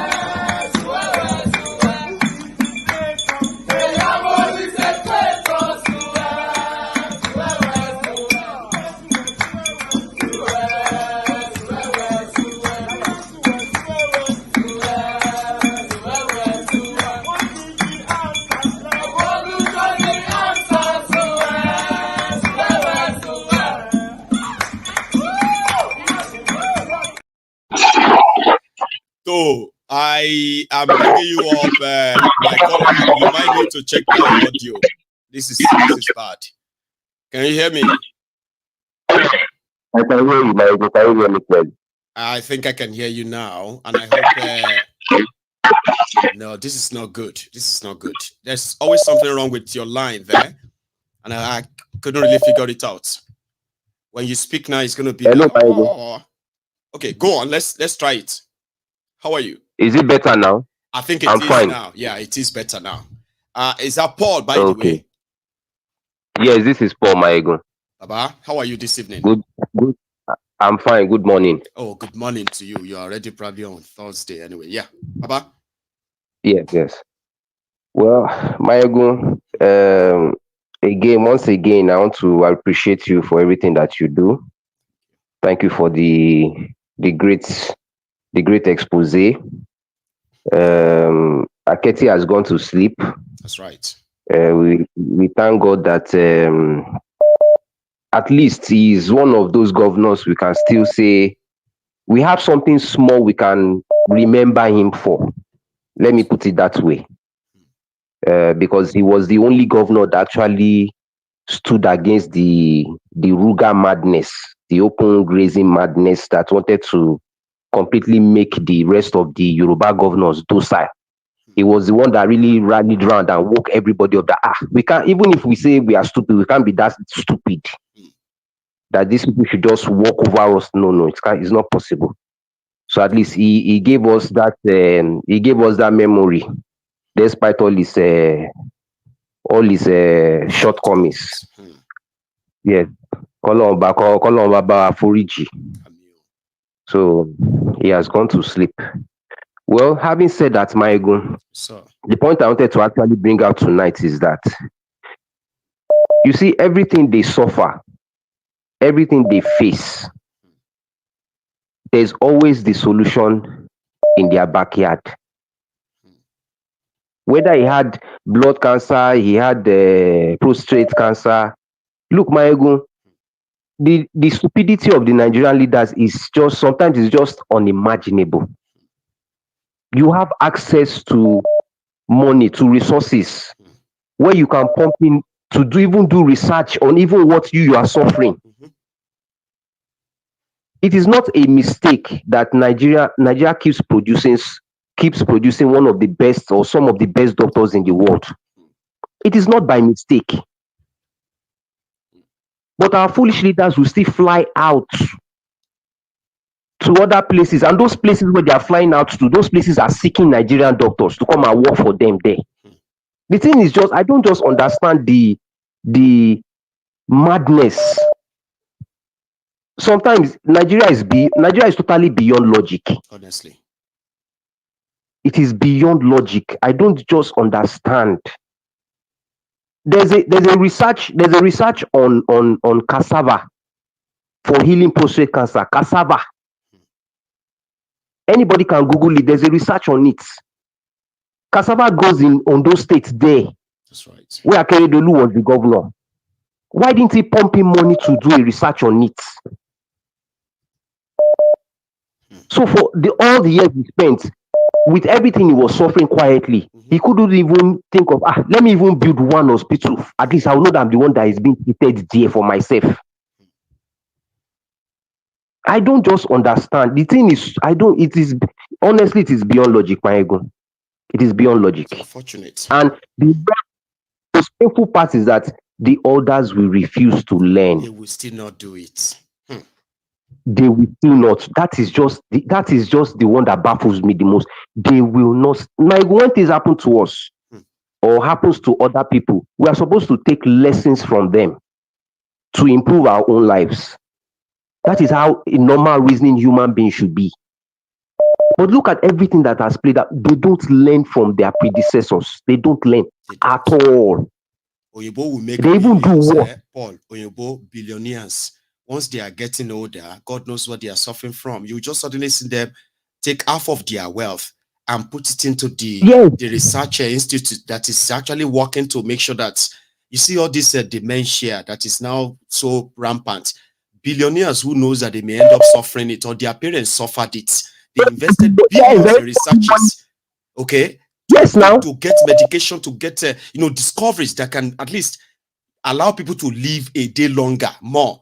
But Nigerian politicians, exactly, Maiyegun. No. That is how a true mind thinks. That is how a true and just to end it, Maiyegun, so that I can leave space for the others to speak. Sure. You can see the hypocrisy of the people as well. You can see how the last time we did that parliament, Maiyegun, I told you about how we keep empowering them. We keep empowering. You see that you can see the sacrifice now. Now, what this new guy now that they saw, what difference is it going to make? Look at how the people are celebrating. You can see the level of foolishness of the people as well. Before they will hate him too, because now continue the tradition, they will continue the suffering, and then they will start hating him to like, oh, it's not different. That's the problem. Nothing will change, Maiyegun. Just like you always say, it is the same script. It is. Maiyegun, let me stop here so that others can call in. Thank you so much, Paul. All right, I appreciate this. Okay, thanks a lot. I'll take that. I have another caller, but think about that, right? A lot of us see all these Oyinbos, Warren Buffett of this world, and so many other rich people who are not like famous, like you can see, right? They invest billions, hundreds of millions of dollars in research institutions that are researching into different, diseases. Some of them, they have suffered them when they were younger, and some of them, their parents have suffered them. And once they make so much money, right, they put this money there because they don't want people that are going to be in this world to also suffer what they have suffered or what they are suffering. Nigerian politicians don't think like that. You have this cancer, that cancer. You could not put half of your stolen wealth in researches, in schools, billions of this money to research and do more in saving lives, even if you are going to lose yours. No, to the end, they still want to own the world. I'm so sorry, my caller. Please, you're short. How are you? I'm fine, and thank you, Maiyegun. How are you doing? I am very well, sir. How are you? I'm great. I'm great. Thank you so much for this great light you are throwing to things happening in Nigeria. Let me quickly say something. My brother. You see, the hypocrisy of the people in Nigeria is alarming. One, I want to appreciate the courage from Akeredolu. Yes, despite the fact that the government introduced the Ruga then, but he stood against it. And that thing boosted the confidence of the people in the southeast to support that ESM then. Yes, it helped a lot of people, even those politicians that weren't even in support of that IPOB movement, yet they supported that ESN movement because of that move that Akeredolu made then. But what is disturbing is the hypocrisy in the people. Look at the way the people were celebrating because the man died. You see the way they were celebrating, meaning... Yes, so it was this bad, and they were never protested. They never hit the street for one day and protested. They were never complaining. So the moment the man died, now they came out of their shell to begin to protest, to begin to shout and chant, yes, yes, yes, without even knowing. They forgot that this man who is about to be sworn in, or who has been sworn in, is still part of this man. When all this while they were suffering, yet they never did anything. Now they were celebrating, oh, yes, we love this one, and this one will come in now and continue the trend, and they will continue to die in silence without doing anything until one day, if something happens to this one, they will begin to celebrate again. Now, this gives leverage. You see the religious leaders now, they will take leverage on this. They will tell them, I told you to pray. I told you to pray that God will continue to do things. You see, God had removed this one now. So continue to pray for good governance. Continue to pray so that any bad one, God will remove them. Now the people will remain docile. They will keep praying. God, anyone that is bad, remove them. Anyone that is bad. It is not their prayer that removed this man. It was the sickness that this man had that removed him. The sickness that this man had killed him. Is not their prayers. But this, you see this, they are jubilating now. Then Sunday, their pastors will tell them, I told you something will happen. You see, God had done it. You see, your prayers have been answered. Your prayers had been answered. But it wasn't their prayer. It was the sickness that this man had that removed him.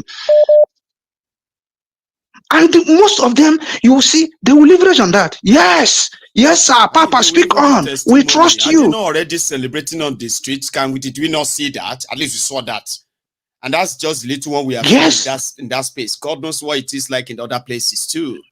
Unfortunately. My heart is pained. My heart is pained watching the docility of Nigerians. My heart is pained. They can't do anything.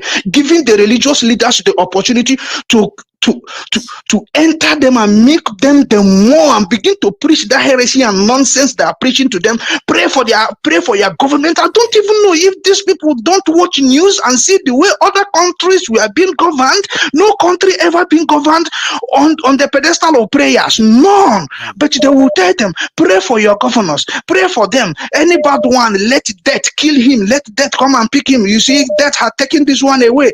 It doesn't happen like that. My heart pained, my brother. Let me just give way for others to call and come in. Thank you so much, my brother. Thank you. God bless you. Have a nice day. Okay. And you too. Thank you very much for that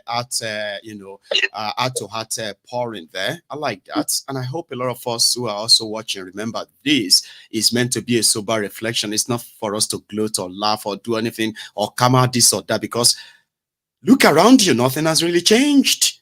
If there's any lesson to be learned, right, is to see that you don't end up being remembered, like for nothing.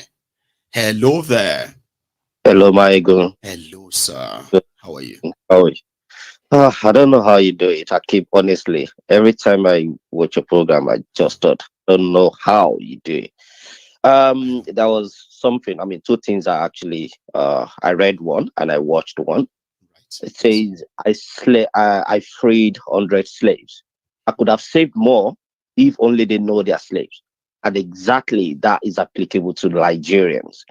Because as much as you're trying to kind of like, you people open your eyes, see, no, they will still continue to follow their oppressors.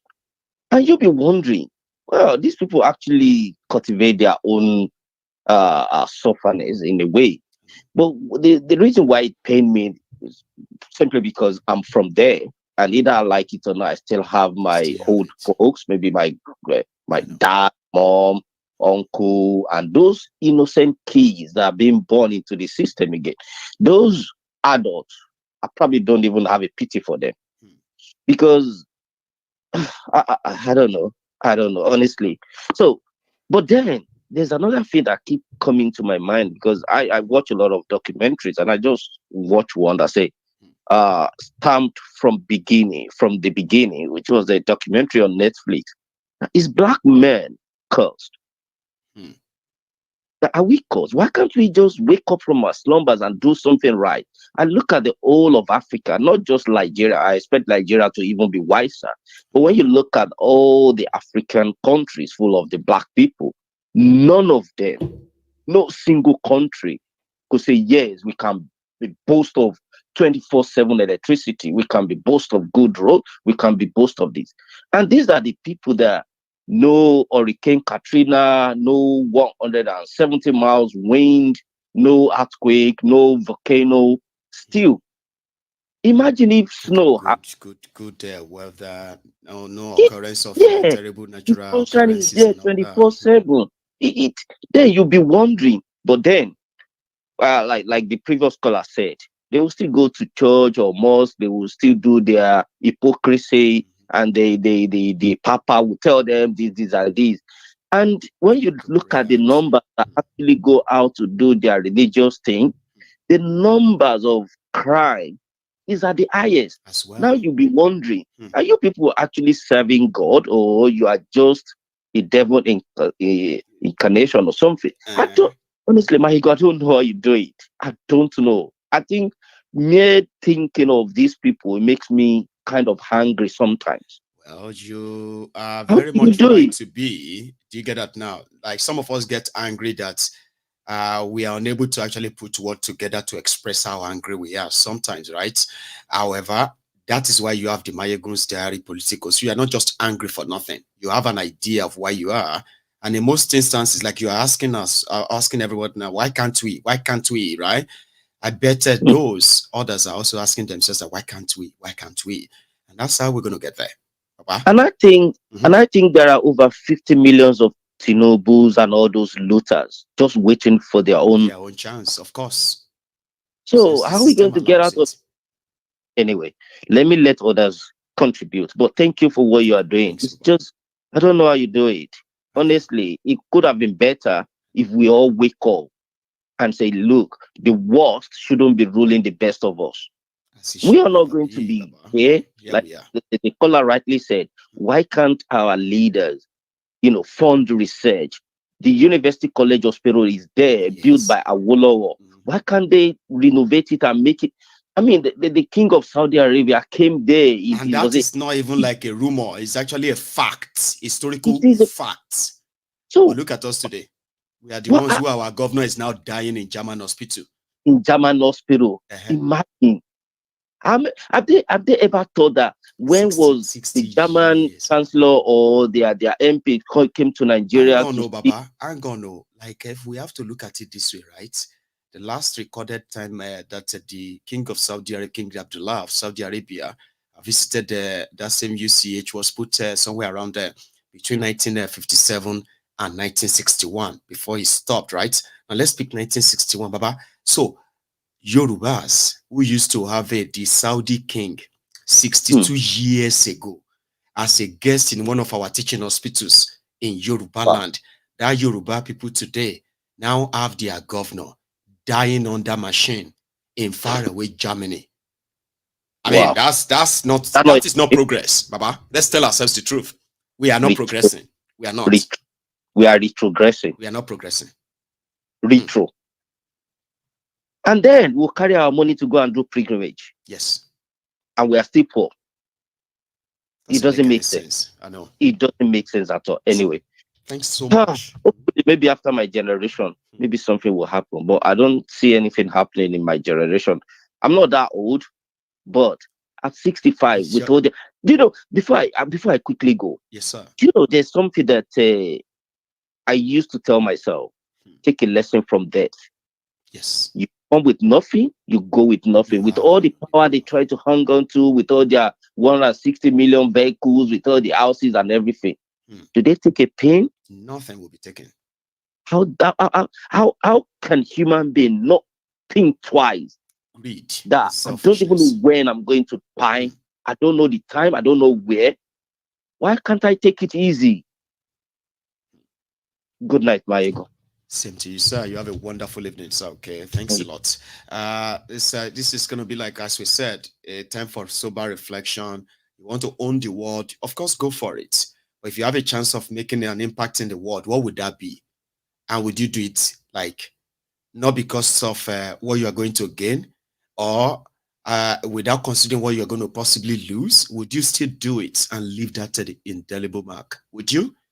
That is what defines a man, will say. But let me take another call here. Hello there. Maiyegun. Hey, good evening, sir. Good evening. Fine, thank you. How are you doing today? Well, I'm here, kind of like, all right. Thanks for asking. How are you? Can you hear me? Hey, can you hear me? Oh, yes, I can now, please. Okay. Yeah,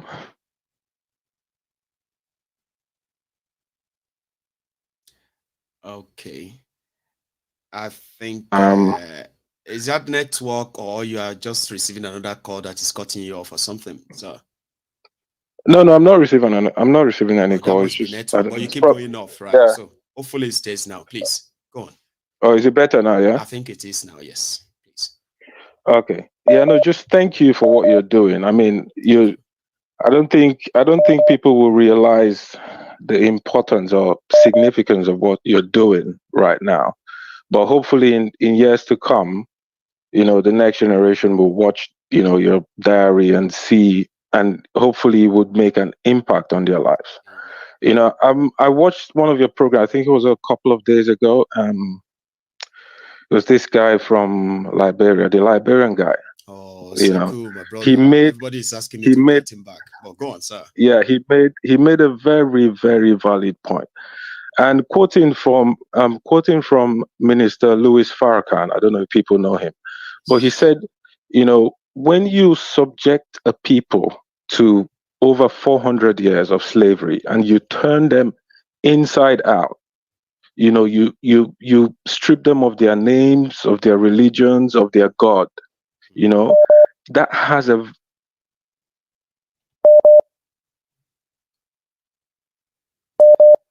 right. I think that must be network, I think. Yeah, it's probably the network. Can you hear me now? Please. Yeah, you're back now. Please continue, sir. Okay. You know, Christians talk about the circumcision of the heart, but I think what Nigerians really need is a circumcision of the mind, you know, because, you know, they have been subjected to colonial rule. And, you know, like the Liberian guy said, you know, the police, the, you know, institutions, they have, you know, there's this thing the colonial rule has, you know, over the years instilled in their minds. So it's going to take a lot, you know, to circumcise that mind in such a way that, you know, we talk about revolution, you know, there's different types of revolution, like Charade said. That's right. You know, we also need this revolution of the mind where people, Nigerians, can, you know, be free. Because to be fair with you, not everyone in Nigeria is free. Some people are still slaves, you know, our leaders included, you know, our leaders, 99.9% of the politicians in Nigeria, they're just lazy. They're, you know, we talk about thinking outside the box. Our leaders can't even think within the box, let alone think outside the box. You know, so I'm hoping, I hope and I pray that your diary is around long enough for the next generation to really watch it, and hopefully it can help them change their mindset towards how they relate with their leaders, you know, because that is what they this say, should, that posterity will judge all of us. If there's something we have to leave behind, it should be something that is going to make the world different from how we met it. But I kind of dig with you, sir. Go on. Yeah, you know, so I mean, we've had the opportunity, you know, like you're in Scotland. I live in England, by the way, you know, so we've had the opportunity to travel outside of Nigeria and see how people live. We always say, you know, the little things that government do for their people abroad, you know, is what we Nigerians pray to God for. You know, comedians always have that joke where they say, "Oh God, as I'm going home, let there be light." That is what you're.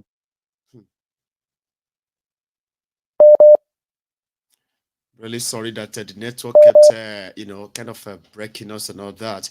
You see, when you leave Nigeria, things that you always use as your prayer points in Nigeria, they become like normal, regular things that, and sometimes you feel like you don't pray much, because most of what you really pray for, there are things that are like, you don't need to pray for them. They're like basics, okay? Electricity, exactly. all that. So yeah, I'm just filling in the gap for you before you come back. That's you back. Go on. Yeah, I'm back. Yeah, I mean, you hit the nail on the head. It's just basic things, you know. Our politicians, every 4 years, they come out and campaign about electricity, roads. You know, these are things that should be given. You know, you shouldn't even. These are things that should be there. They should campaign about policies, you know, better policies that will favor the people, that will, you know, would enhance, you know, democracy, would enhance development, would enhance human development as well, you know. But they come out every 4 years and it's the same campaign, you know. And I don't know, I think Nigerians as a people, you know, the supposed biggest, you know, black race in the world, we need a circumcision of the mind. Like, we need to reorientate our mindset towards how we relate with our so-called politicians. I don't call them leaders. Sometimes we say leaders. They are not leaders. I mean, what is a leader? What is a leader? Like this, the immediate late governor of Ondo State, he just passed away. Okay. The thing is, it's in the Bible. Like, whatever you sow, whatever a man soweth, that he shall reap. You know, you may come out and portray yourself as good, or you may have done some good. But listen, if at the end of the day, what you are after is yourself and your family, and you call yourself a leader, you're not a leader. You're not a leader. A leader will lay down his life for his people, just like a good shepherd. You know, but these people would rather have their own people be killed and do nothing about it. You know, just because they want to protect themselves and their family. Maiyegun, I just wanted to add my contribution to this, and just to agree with that. Sekou, who called the other day, who really hit the nail, is a reorientation of the mind, because everything is just, you know, over the years, you turn a people inside out. It's gonna take a lot to re-educate them, like people have to unlearn and relearn. You know, I think that is something that is a part of the revolution that we need, you know, if anything. Thank you so much for re-echoing that yourself. Okay, I appreciate this as well. Thank you for that contribution, sir. You have a good one. That's all right. Good. Thank you. You too. Sir. Yeah. So it's brilliant. Every time we have been talking about the revolution of the mind, I mean, we should kind of believe that it's already taking place. But we must kind of, you know, profess it more. You know, everything starts from here. All right. And people that have been turned inside out from generation through colonialism, slavery, the identity stolen, and all that stuff. Of course, right? Revolution of the mind. My caller. Hello there. Hello, Maiyegun. Good evening. Good evening, sir. How are you? Okay. Yeah, fine. The previous caller just took, I'm going to be very short. The previous caller just took one of the words I wanted to say. that whatever you reap, you sow. I mean, we're talking about building new hospitals. The existing hospitals we have, what are we doing with it? What have we done with it? Yeah, but rather, big companies are leaving Nigeria. Smith Klein that left Nigeria and all that I was learning yesterday that apparently the federal government wanted to forcibly take over that company, and they left Nigeria. So that's what you get. See, it will continue. But what everybody should not forget that Kolo is very sick. You know, we shouldn't be deceived. The guy might even drop dead anytime. And then we have to deal with Shetima, which is even a bigger evil, you know. So yeah, I just don't know. I just don't know how this whole thing is going to get sorted out. So it's sad though. Until we're tired and we can sit up and all that, we look beyond tribe, we look beyond the religion, and then we say, okay, this is the only country we've got. We've got to start doing it. You know, when you're voted in office, you go there to serve. You know, you're not counting that. Yeah, I built a road, I built a flyover, and all that. You know, so that's just the thing. And recently, there's a message. There's a private message that you meant to have. Did you see it? Oh, I haven't. You know, I do have a lot of private messages like that, but you know. From this number, very important. It's from Doctor in New York. You know who I'm talking about. He's been trying to reach. So just answer me and all that, and I'll do the remaining. I don't want to give all the information here. I get that. You know how we do it, right? Since you have made me aware, that means I'm going to go look at that message after the call. Right? What you have to do is that it's coming from the IP capital letter. Okay, like just say Maiyegun. Let it be the last message you send. All right, just say Maiyegun, read this. Now, when I'm scrolling through all that horde of messages, I'll see yours there, and I can easily just take it on from there. Would you do that, please? Okay, that's cool. Okay, all right. Thank you for your time. I appreciate that. Okay, I mean, have a good one. Okay? Nice one, sir. So, I okay, that's cool. Okay, thank you. I believe. Here. Hello there. Maye Baba. Is that Talks? It's the one and only now. How are you today, sir? Yeah, I'm fine. You? I'm here. Very well. Thanks for asking. So, thank God for your health. Thank you, sir. Thank God for your family, compliments of the season. I've been watching in the background and seeing a lot of things that's happening. Firstly, I just want to say thank you for what you do. And I've always said this: Nigeria's battle is more of a religious war than anything else. The brother from Liberia said it all that day, and in fact, I had to go and rewatch it today again and say, let me pick it for detail to detail of what this man said. He said it all. It's a religious battle. If you look, he gave two phases to the north and one phase to the south. No matter what we do, if you don't sensitize the north, we're still in trouble because they've pumped so much money into the north than the south, where all the resources is coming from.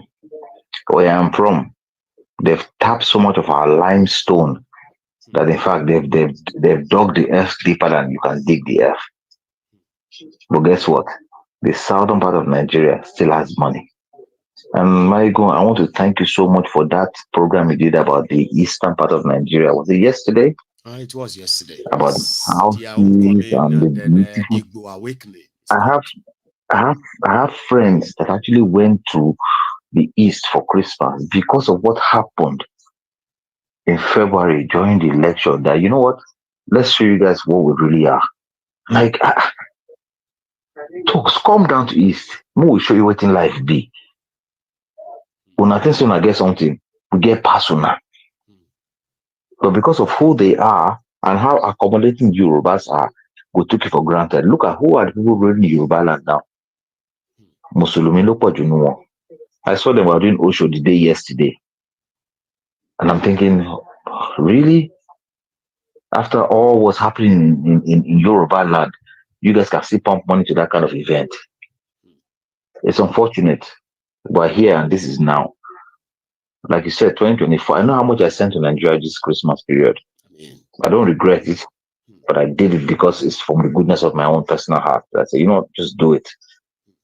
It's not for spite or anything. But 2024 Maiyegun, Umar Lagbara. Umar One Lagbara. of my own concern talks, right? We can tell that this Fulani armed Fulani terrorists who have now actually made more money from kidnapping, amassing weapons than they were in 2015. Let's be honest, okay? They have amassed more. So if this is them staging a comeback, like what we have witnessed in Plateau, and it's going to go on there like in the Middle Belt, like it was when it all started in 2015 talks, right? So if we are actually facing that barrage of this onslaught again, and here we are, Tifnumbu that people said as Yoruba, it will probably not look away and watch people killed, right? So who will be the Akeredolu of the Yoruba people? Something that, I mean, someone that is like out there or even build on what they have done so far. With the level of you know my analysis. You know my analysis is this. The blowback is going to be this. You see that thing you showed yesterday about the Igbos going back. The internet exploded today.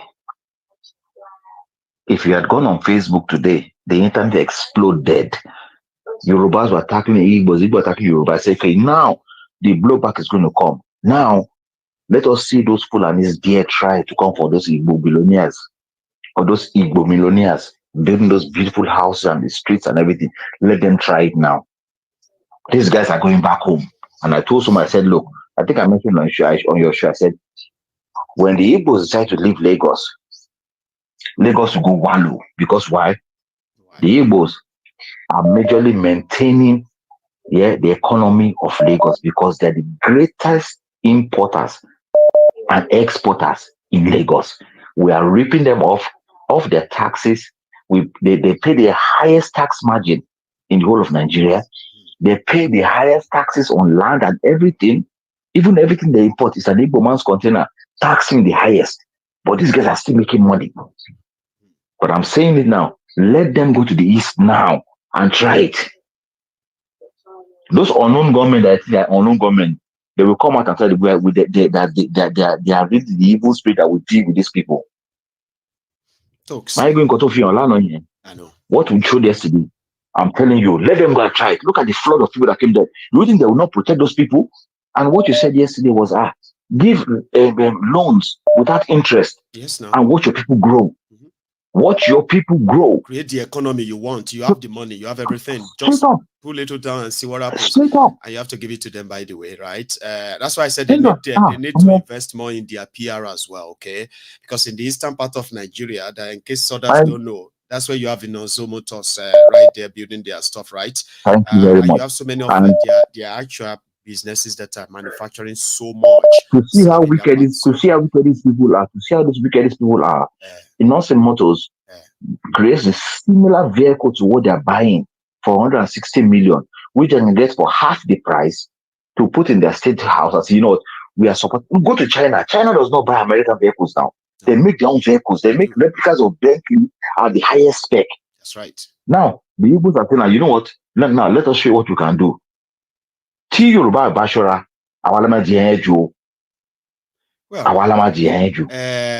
That is why that those who should know something that Yorubas, we are so blessed, no doubt, okay? But there's something people need to sort of understand. It is high time for you, for me, as Yorubas, to stop bragging about Lagos when we cannot brag of a similar space in any other part of Yoruba land. People actually who tried in the times of Awolowo and Co, right? They created cities and they ran them. They created cities to as far as, you know what I mean? But today, okay, go on. Sorry. Yeah. Maiyegun, I'm one of the people that never brag about Lagos because I lived in VI and I saw what VI was before I left. And what it is now. Let me tell you something. Lagos is a massive slum. I tell people I can never live in Lagos again. Never. It no go happen. I can go there, stay in your hotels, do my Faji there, and come back again to my hometown. But I can't live in Lagos anymore. But I'm telling you, with the people that you have there, Ijebus are very rich too. I know Ijebus and our palaces and the rest of them. But this is not a battle of palaces or battle of mansions. We are talking about the widespread poverty and the missed opportunity that is actually staring us on the face. these days, aren't we? Maiyegun, to cap it up, look at the similarities. When that Igbo man opened his gate for people to come into his compound to sit down and celebrate with him, and look at Tinubu's place in Bodilon. Mama launched a lesson in Bodilon about Manis Leko. Look at the people that sit on the street as miscreants, Yoruba the Almajiri. Igbo de Shileko where people begs and all of now, that stuff, right? Maiyegun, tell me, you know, okay, let me tell you a quick story. You know, when the Oba of Lagos, they stole his mask and his shoes and everything, enjoying answers. Oba Yekon, before they never had a fence in his palace. He never had a fence. A king never has a fence around his palace because that's where everybody comes to eat and sleep. Only Oba Lobalo Mbogbo, he's the one that takes care of the widows and the widowers. This guy created fence. When they went to Ojota to bust the palace of the Oba in Ojota, you know why? That Oba takes care of the community in Ojota there. They couldn't get him.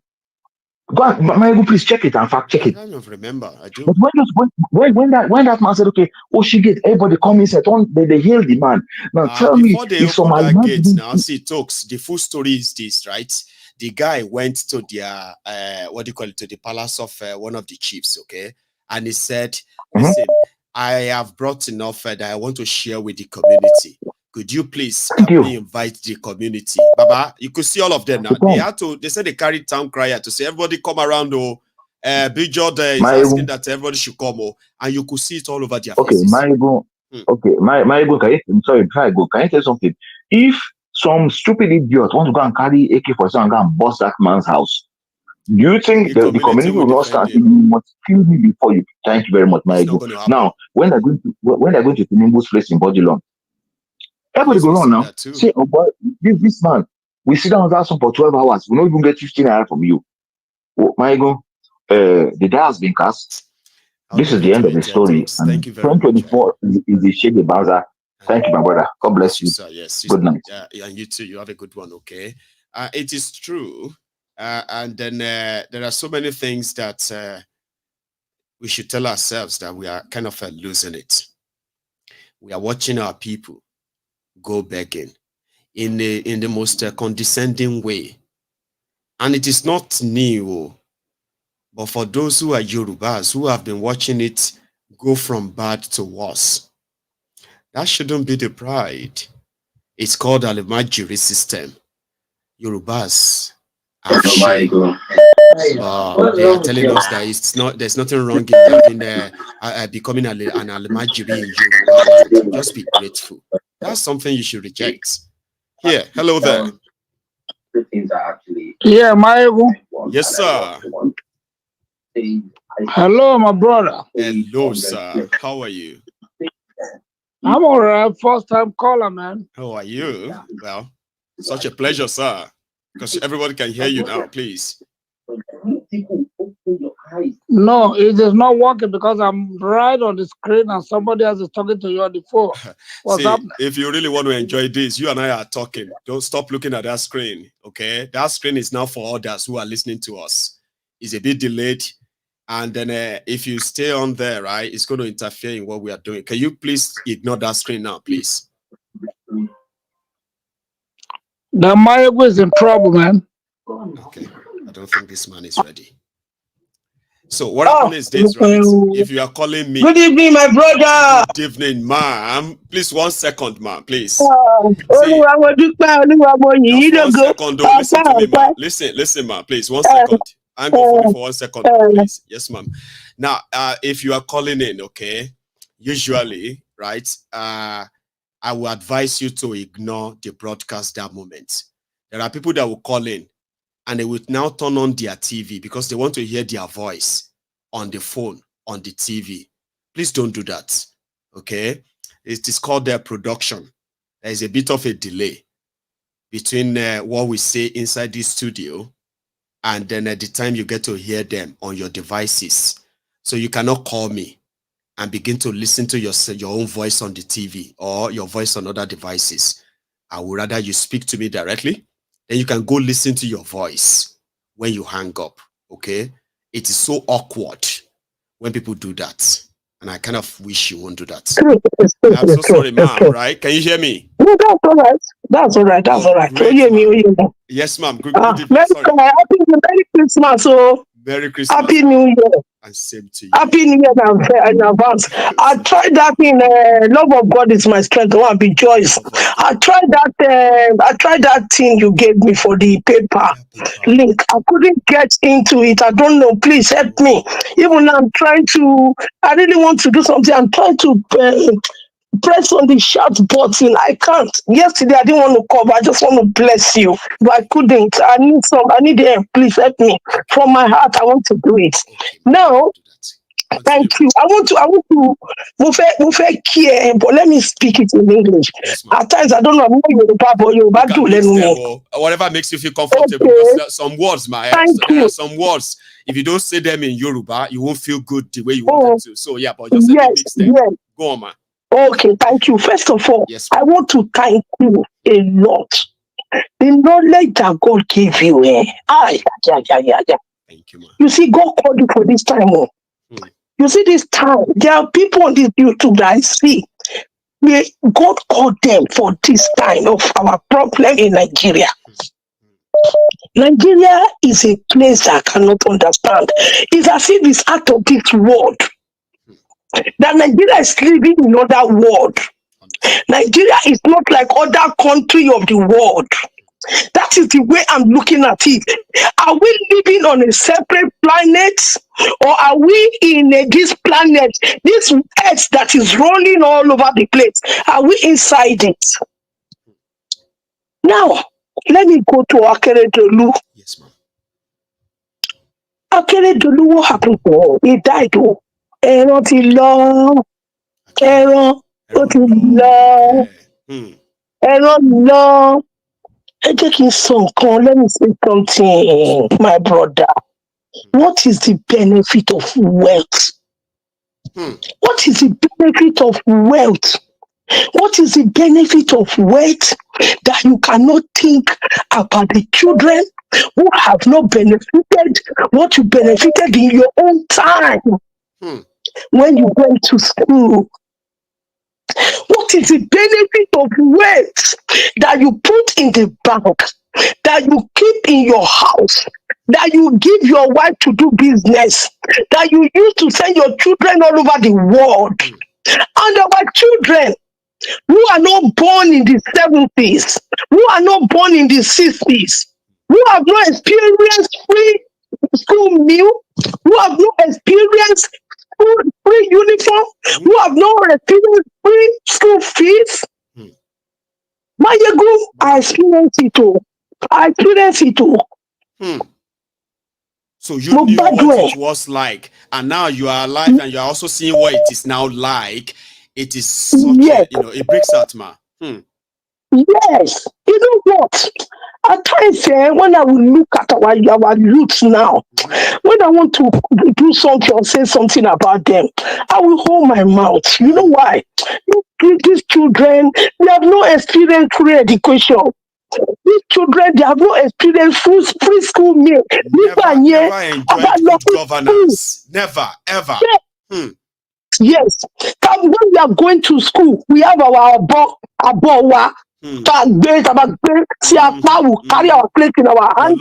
Lunch and when we get to school, it's empty. Don't put inside though. Yeah.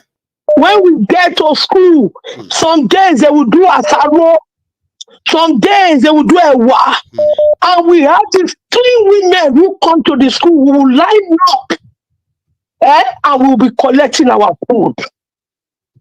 I was in boarding house. My dad did not pay money for boarding house. We are eating free food. They will cook food. We will eat in the morning, egg and bread. We will eat in the afternoon. Everything was free for us. Now, we look at our young ones. We say they are doing Yahoo. We say they are doing wrong girls. My brother, yes, it is not good in itself. Yes. What do you want them to do? The government is not helping them. The government is not even providing a safe environment for them to do what they want to do. The ones who are stealing the money, the police can, the EFCC will not go after them. The one that carry laptop that is using it to study, they will go and collect laptop from them and lock them up. Akeredolu is not law. They're not in law. Let me say it in English. Yes, ma'am.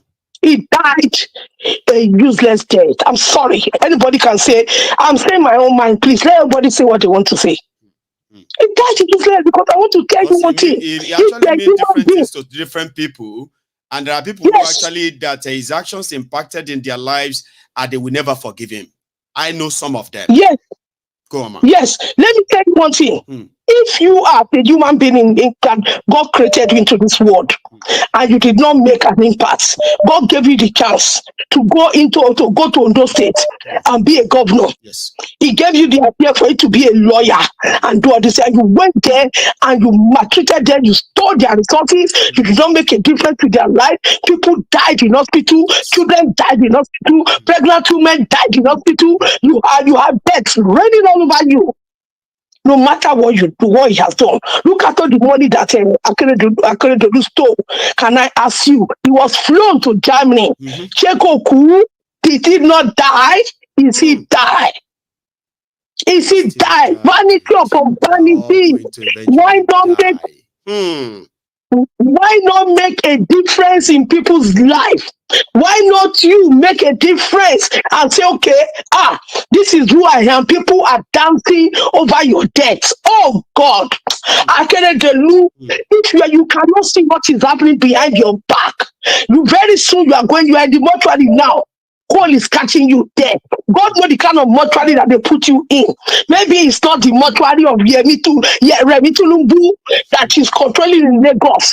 Maybe it's going to be a mortuary that somebody will come there and steal some of your parts because all of you failed us. All of you scared Nigerians. All of you killed us before we even say want to close our eyes to sleep. All of you have murder sleep in our eyes.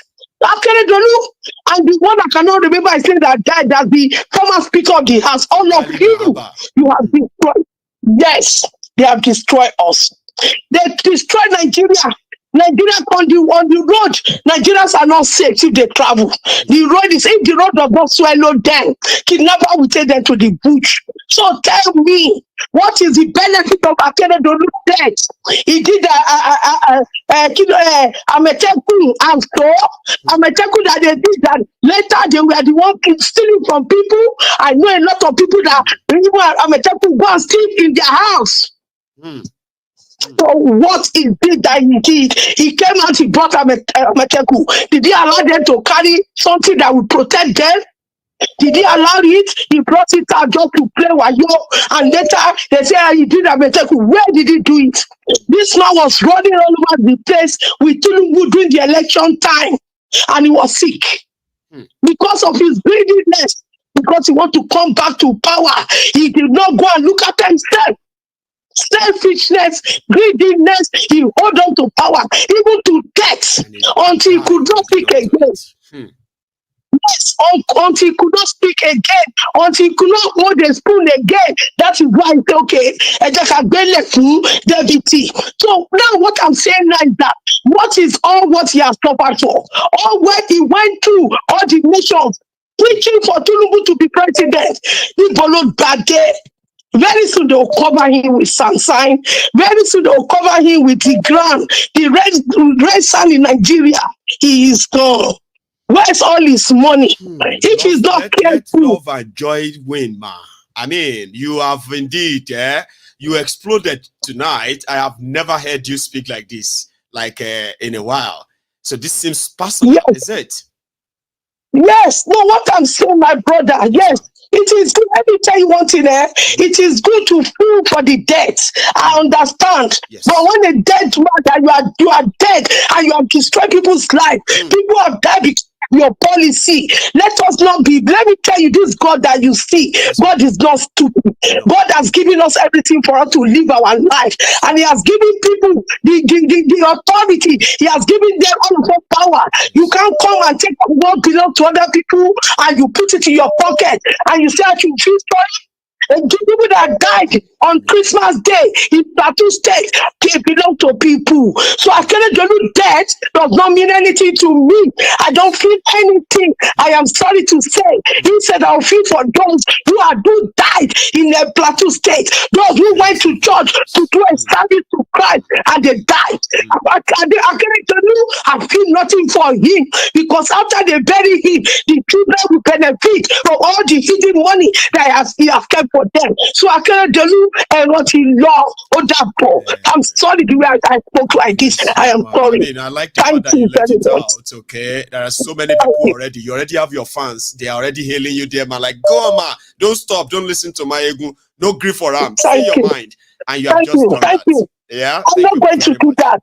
I'm just going to do that. I just pray for you that the Lord should give you strength to be coming out and helping us so that we can come and talk to our own penny, to talk our own, because there's nothing for us to do ourselves, to be saying, Akeredolu died. A lot of people died today. We in Nigeria, through the road, a lot of people died today. Some people cannot put their dead body in mortuary. They are putting it in the house, waiting, looking for a hole to dig to put them. If you don't have a land, you cannot bury anybody. So Akeredolu and Rotimi or the bury. Bye-bye. God bless you. You have a wonderful evening there. Now, I mean, all of us can indeed agree with her. Do you understand? I mean, if you have seen those who are the victims of this, terrible leadership and all that, and then how it all played out, sometimes you just feel like, Abba, power is transient, right? But if you cling on to it until you die, then maybe you don't deserve anyone's sympathy after all. Because if you didn't die, that means you would have held your state to that ransom for as long as you want. Because you can. So the only thing that, hang on, I think I have another caller. Hang on, I think there is this, give me a sec. I keep kind of mixing all of them together. So yes, I got it. Let's hope that's it, right? Can you hear me, my caller? Can you hear me? Yes, I can hear you. How are you? Oh, I am very well, sir. How are you? Okay, my name is Alex. I'm calling from America. Sir Alex, my name is Maiyegun. Yes. And I'm currently joining you from Scotland. How are you, sir? Okay, I'm good. Well done. I appreciate your work. Thank you, sir. May God bless you. And you too. Yeah, I specifically want to talk to my Igbo people, because I'm from the eastern part of the country. Oh, great. Please. Yes. And I'm seeing Igbo to progress. It is certain that they cannot move their business to Igbo land because of the seaport. The seaport in Igbo land, the government refused to build it. What I'm seeing Igbo doing, I want Igbo, if I have the means to speak loud, I want Igbo to go into entertainment. Building 5-star hotel in Igbo land. We are not united as in Nigeria. We are divided. All our politicians, they are, I don't know what I call them. Anybody that travel out of Nigeria to any Western world, immediately he lands in the airport, the first thing is to start abusing the politician. Honestly.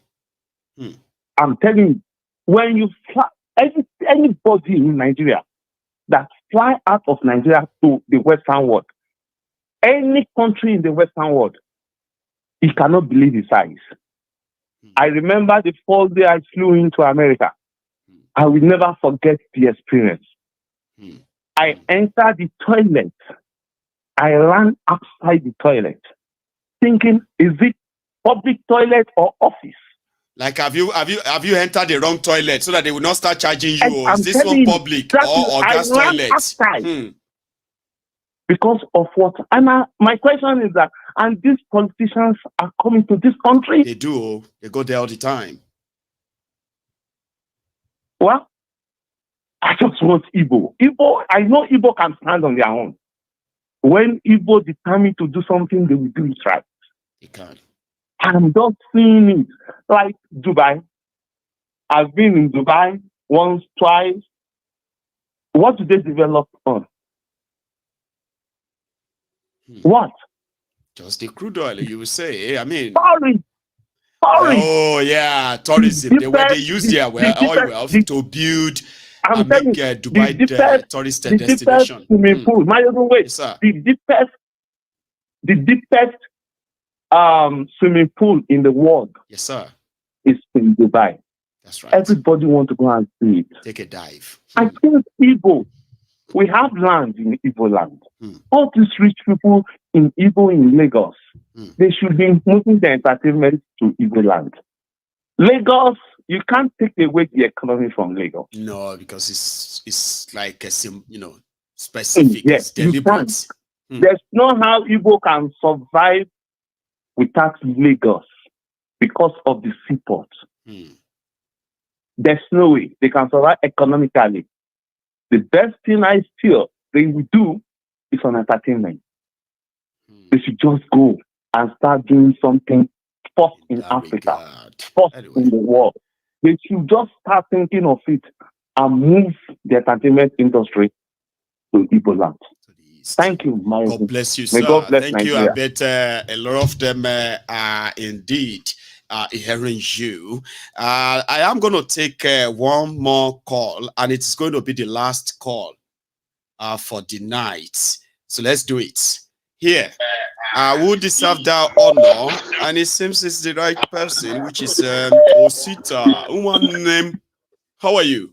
Yes, my brother. Bless you, my brother. God bless you.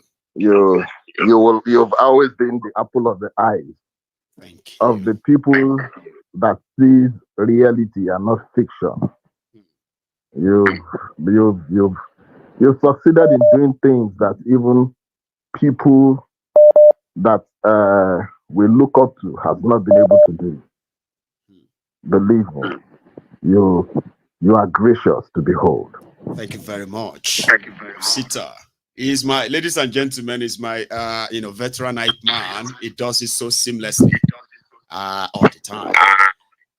Sita. God knows better. Akeredolu has gone. That's right. We have no sympathy or remorse to that. The only thing that we can say right now, he has gone to face his own judgment. That's right. A journey of 1,000 miles, they begin with a step, and once upon a time begins a story. A day shall come end. That is one thing that people has not been able to realize. What does it profit a man to gain the whole world and lose his soul? The soul that you are losing, that we, the people alive now, is talking about, is your legacy, what you stand for. That's right. We don't hate anybody, but we only hate what people stand for. When you stand in the side of negativity, it is for sure that people will hate you. That thing, that jacket, that coat you are wearing is what people hate, and not the soul that God created inside of you. So it is a lesson. It is a lesson for others who think that life is all about because I am rich. That means I have to enslave other people. Just look at a president of a country. Think about it.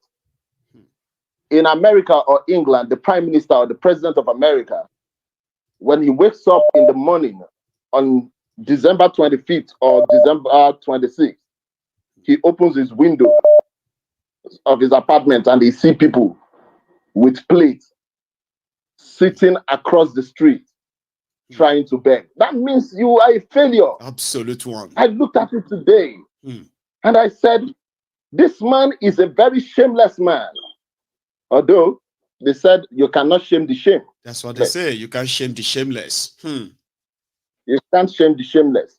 Because if you are wise enough, you will have known that this video is going to go viral. It's going to go all over the world. That people are begging for food in my house. It shows my people are hungry. That's what it shows. It does. There's a difference.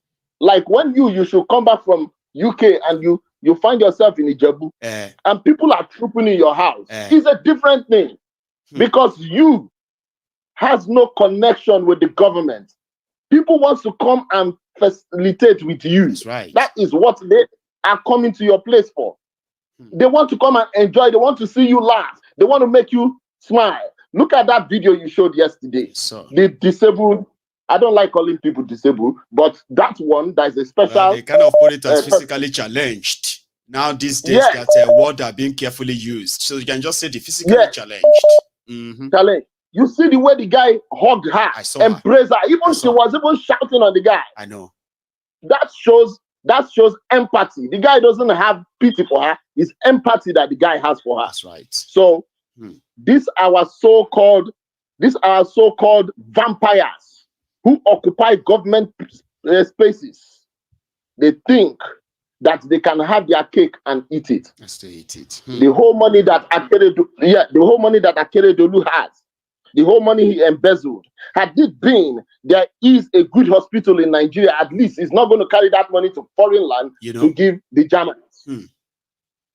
All those money will still have resided in Nigeria. Man got rejected by German hospital. I didn't tell people the full story. Sure, you get. Like Akeredolu was looking for a particular defibrillator machine for him to be able to breathe in Nigeria. So they took him back to Germany. And the German were like, why do you bring him back? You should take this man home and go and let him have his last moment. Why do you bring him back? They said they are looking for another alternative. They rejected Akeredolu in the same hospital they took him the last time. They were now looking for where to take him to in his last moment, on top waiting. Osita. Yes. So, and this morning, we wake up this morning.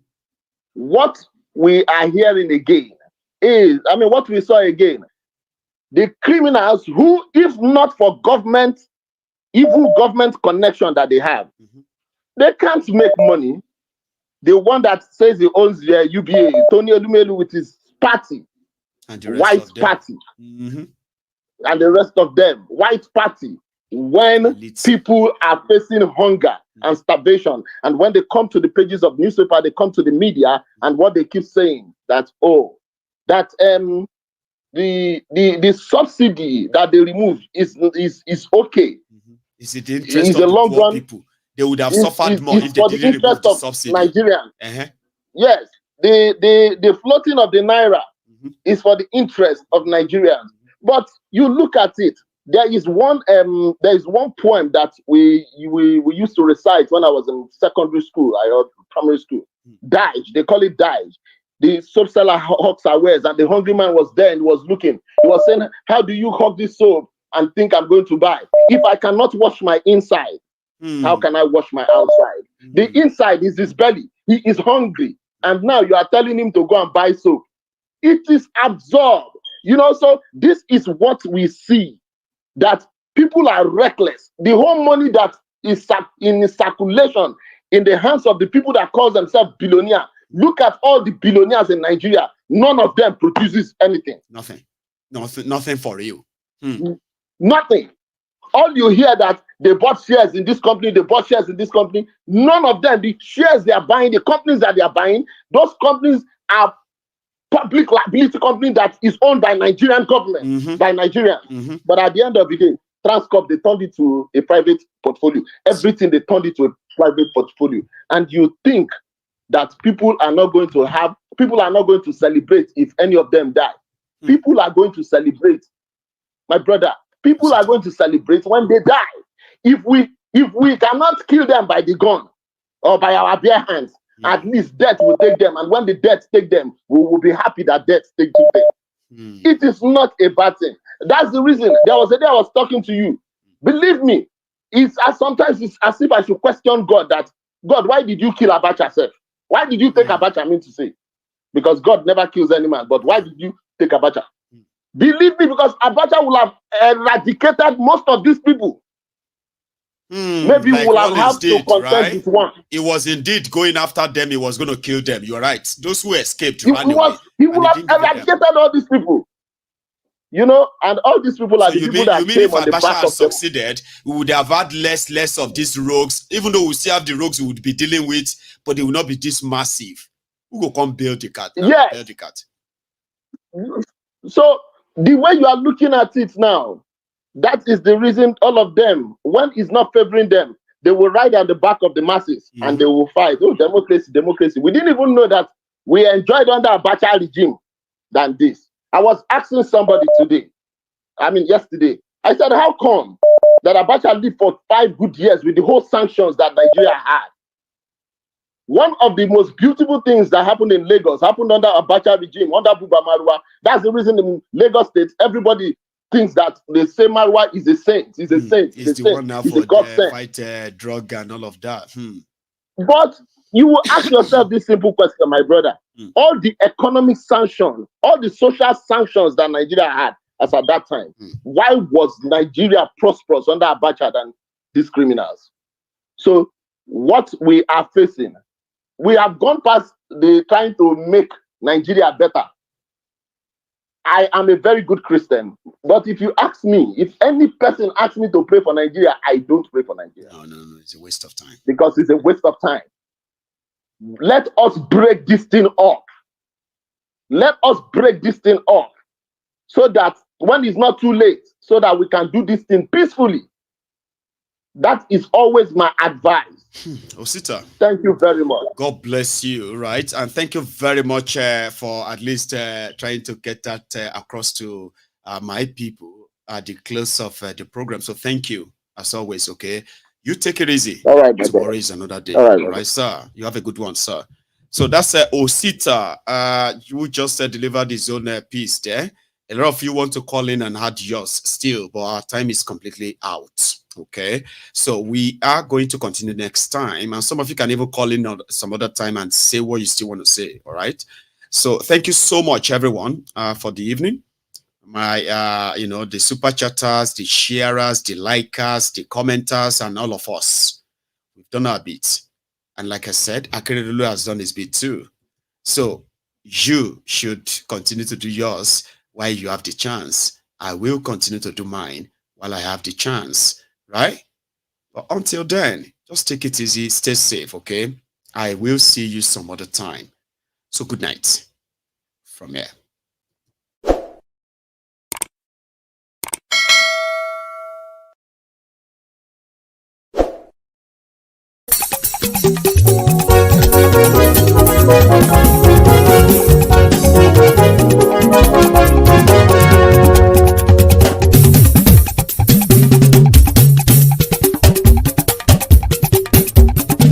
Maiyegun làwa mọ̀ làmọ̀ tó dòdòdò.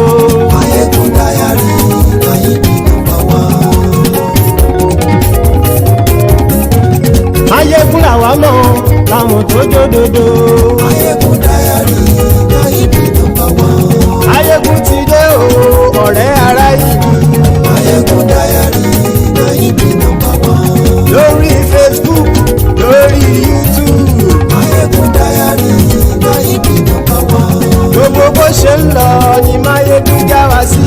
Maiyegun Diary Maiyegun #1. Àṣírí ọ̀jẹ̀lú kì í bò níbẹ̀ o. Maiyegun Diary Maiyegun #1. Bó bá ṣe eré àní Maiyegun máa wí. Maiyegun Diary Maiyegun #1. Ó sì tún ṣe eré wàá gbọ́ níbẹ̀ o. Maiyegun Diary Maiyegun #1. Maiyegun Diary Politico. Maiyegun Diary Maiyegun #1. Godfatherism kò sí lọ́rọ̀ Maiyegun. Maiyegun Diary Maiyegun #1. Ẹ farabalẹ̀ sẹ́ o kẹgọ́rọ̀ lẹ́nu o. Maiyegun Diary Maiyegun #1. Àní Maiyegun làwa mọ̀ tó dòdòdò. Maiyegun Diary Maiyegun #1.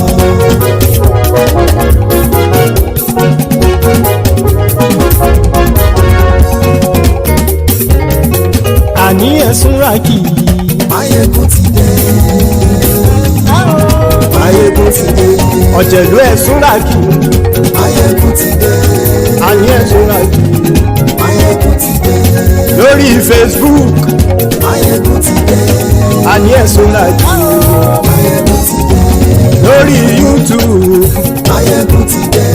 Àní ẹ̀sùn ràkì. Maiyegun ti dé. Bọ́ba bá gbé wúrẹ́. Maiyegun máa wí. Àní ẹ̀sùn ràkì. Maiyegun ti dé. Ijó ìgbádìyẹ. Maiyegun máa wí. Àní ẹ̀sùn ràkì. Maiyegun ti dé. Presido bá rúfin o. Maiyegun máa wí. Àní ẹ̀sùn ràkì. Maiyegun ti dé. Kí gómìnà kówó jẹ. Maiyegun máa wí. Àní ẹ̀sùn ràkì. Maiyegun ti dé. Ọlọ́pàá tí ń darí bá. Maiyegun máa wí. Àní ẹ̀sùn ràkì. Maiyegun ti dé. Aṣòfin tí ń rúfin o. Maiyegun máa wí. Àní ẹ̀sùn ràkì. Maiyegun ti dé. Òpùrọ́ olóṣèlú. Maiyegun máa wí. Àní ẹ̀sùn ràkì. Maiyegun ti dé. Ọ̀jẹ̀lú ẹ̀sùn ràkì. Maiyegun ti dé. Àní ẹ̀sùn ràkì. Maiyegun ti dé.